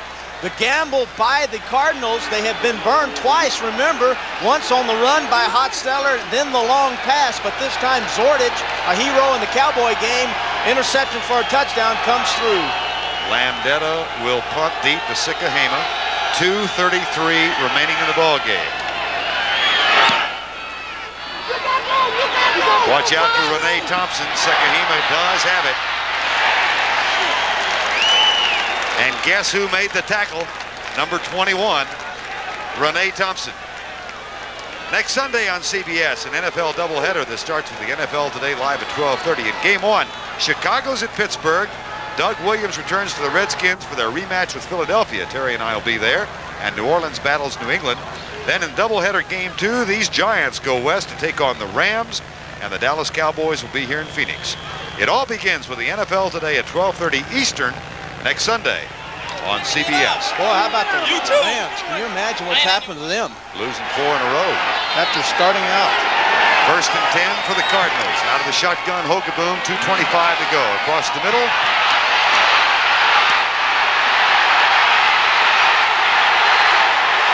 At the 39-yard line by Sikahema. 25-yard gain.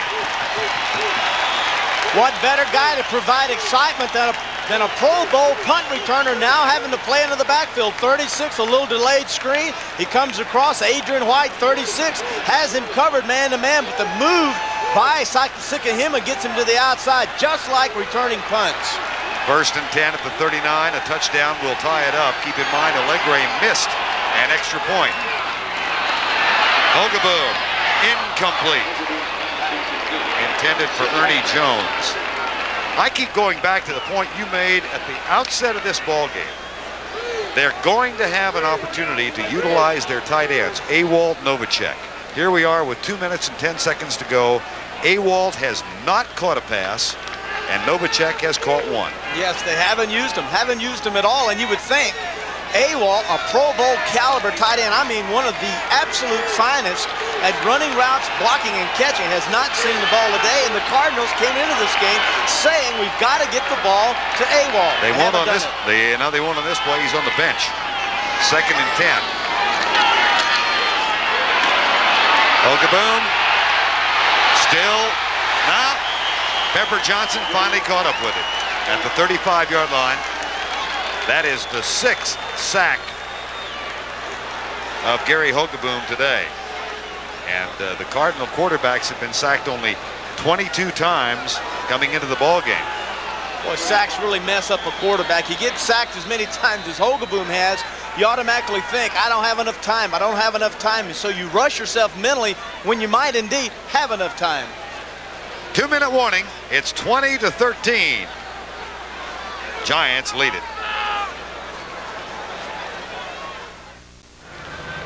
These gorgeous overhead scenes taken from the Fuji blimp, and Captain John McHugh is co-piloting the Fuji blimp today. He has flown blimps all over the world, and not many areas that can be more spectacular than this one. Sun Devil Stadium, the crowd, by the way, 51,000 tickets sold, 46,000 plus on hand. So it's the season high, but still well below capacity as the ticket problems continue for the Cardinals. 3rd and 14, 2 minutes to go in the game. Johnson threatens a blitz, dances out, 4-man stunt, and that pass is caught. Don Holmes, 1st down at the 46. And it was lofted in nicely by Gary Hogaboom. 19-yard gain in a 1st and 10. If you don't have a tight end in the slot to run the get to the post, then you come from the outside. Notice Holmes up. He's the seam runner. He's the guy that came open earlier in the first half, running a seam down the middle. Hogaboom hit him with the ball and surprised him. The 2nd time now Holmes ran the same route. He was open for the catch. Coming up tonight on CBS, 47 sailors died in a gun explosion on the battleship Iowa. Did a gunner's mate aboard the Iowa kill them? 60 Minutes tonight on CBS. That's followed by Murder, She Wrote, starring Angela Lansbury, and then another outstanding Sunday movie, Taken Away, tonight starring Valerie Bertinelli. That's all tonight on CBS. 20-13, Bill Parcells as a motivational tool for his team this week. He has convinced them that the one game they lost last year that cost them the playoffs was a loss here in Phoenix. And as we told you, he said at the outset, I'm scared. I think Gene Stallings has done the best coaching job in the league so far. So now his Giants hang on 20-13 with 1:53 to go. Four-man rush again. Hogaboom in trouble, 7th sack. This time it's Leonard Marshall.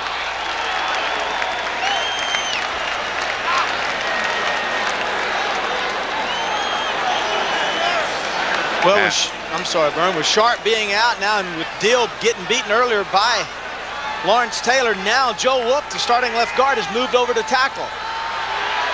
Hogaboom, Novacek. Sheldon White forces him out of bounds after a gain back to the 47-yard line, and again, it's going to be a big third down play. And Gary Hogaboom, Mike Zandowski has come in now as a reserve lineman. Joe Wolf still in there. It'll be 3rd and 13 from the 49-yard line with 1:35 to go. Cardinals have 2 timeouts left. 2 receivers left and 2 to the right.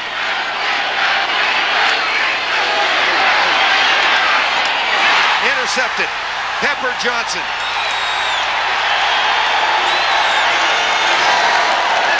Now I know why they haven't been throwing in the middle.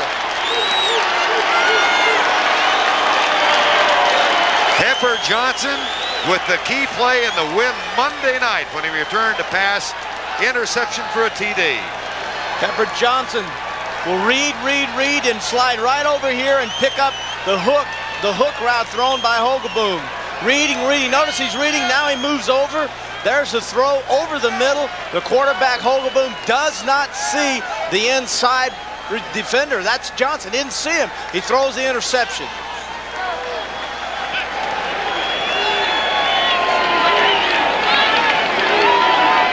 First down and 10 at the 45. Giants. And they get a quick 4.5 to 5 yards at the 50. Welcome to Sun Devil Stadium in Tempe, Arizona. For those of you expecting to see 60 Minutes, I'm Vern Lundquist with Terry Bradshaw, where New York leads Phoenix 20-13. 60 Minutes will be seen in its entirety following football, except in the Pacific and Mountain time zones. We have 1:19 remaining in this ball game. And just to bring you up to date, that man's team, Gene Stallings Cardinals, were behind 14-3 at the half. Bill Parcells, with Jeff Hostetler at the quarterback in place of Phil Simms, jumped out to a 14-3 halftime lead on a touchdown run by Hostetler and a touchdown pass by Hostetler. 14-3 at the half. The Cardinals got a touchdown run from Gary Hogaboom to make it 14-10. Then New York went the length of the field, a 10-play drive, another Hostetler touchdown to make it 20-10 with the extra point missed. And a field goal by Al Del Greco has now made it 20-13. We have 1:19 remaining. And you look at other scores on this first day of the second half of the 1989 season. Giants will try and kill the clock now and then go west.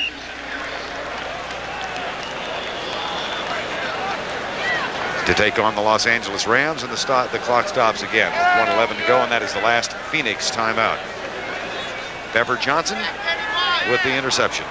There's Roy Green on the left side. Coverage of today's New York Phoenix game, our senior producer Charles H. Milton III. Coverage of the game provided by David Michaels and directed by Andy Kendall. And our executive producer at CBS, Ted Shaker. Been a tough tussle for the Giants. It looked so easy, Terry, for them in the first half of play. Well, that's why Parcells understands that Gene Stallings' coach team will fight you all the way to the end. And Parcells knew this, and one of the things that happens a lot of times after you have beaten a team at your home as handily as these Giants beat these Cardinals in New York, you kind of, as a player, not take them. There's not quite the challenge, not quite the threat. You don't really feel it. But a coach always feels it. That's what he was worried about. His team would come in here and take these Cardinals for granted and leave here a loser. 3rd and 2. Otis Anderson, who is about to go over 90 yards for the afternoon. But now, of course, the Phoenix Cardinals cannot stop the clock. Their modest winning streak of 2 in a row will apparently come to an end. Do you recall the last time we saw a situation? I do. The last time a situation of this was in Super Bowl 10, where our coach Chuck Noll decided to go out and not punt, but elected to run the football and gave the ball back to Staubach, who fired 4 balls into the end zone and doggone near beat us. One of them was to Percy Howard, and he almost caught it. That's right. Here's the punt. No one back.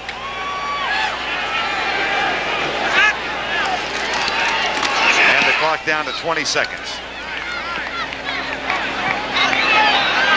That once again will be down inside the 15 as Renee Thompson leads the way down. So the Cardinals come on. Gene Stallings talks it over with Jim Schaffner, his offensive coordinator. He wishes, like the Dickens, he had the man in the red cap in there. That's Roy Green. But Hogaboom will also not have J.T. Smith, who's on the bench with an ankle injury. So Don Holmes, Phil McConkey, and Ernie Jones will be his 3 primary deep men. What you'd like here, if you're a Cardinal, what you would like, Vern, is to pick up 25 or 30 yards, get it up to the 50-yard line, and then have one chance left to get it in the end zone with the Hail Mary. If you do the Hail Mary now and your player catches it, he will probably be tackled and the clock would expire. 13 seconds to go. Cardinals do not have timeouts remaining. Hogaboom deep, right side. Incomplete. And time for one more play. Myron Guyton got his hands on it, but he was out of bounds. And again, the Cardinals are at home against Dallas next week. This may really take them out of the cycle in terms of playoff aspirations. 60 minutes coming up next, except in the Pacific and Mountain time zones. And the Giants, of course, 7-1. Jeff Hostetler with 12 of 24 throwing the football, 2 interceptions, but 1 touchdown, sacked just once, and he ran 5 times for 47 yards and 2 TDs.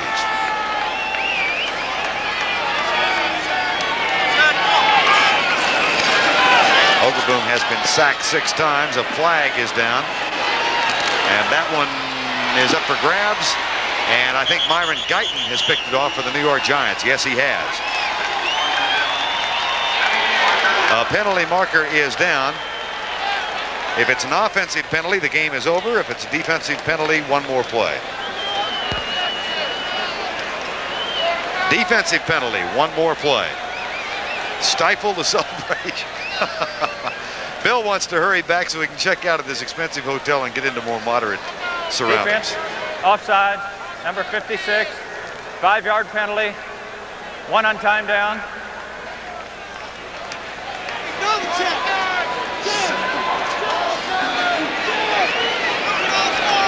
Lawrence Taylor with 2 sacks today and 1 more penalty. And just a note, the Giants, as we have told you, are staying on the Phoenix area this week before they go to Los Angeles and take on the Rams next Sunday as the second half of our doubleheader. But they are checking out of their resort hotel into something a little more in the mid-price range for the remainder of the week. 1 on-time down. This will be the final play of the game, barring another defensive penalty.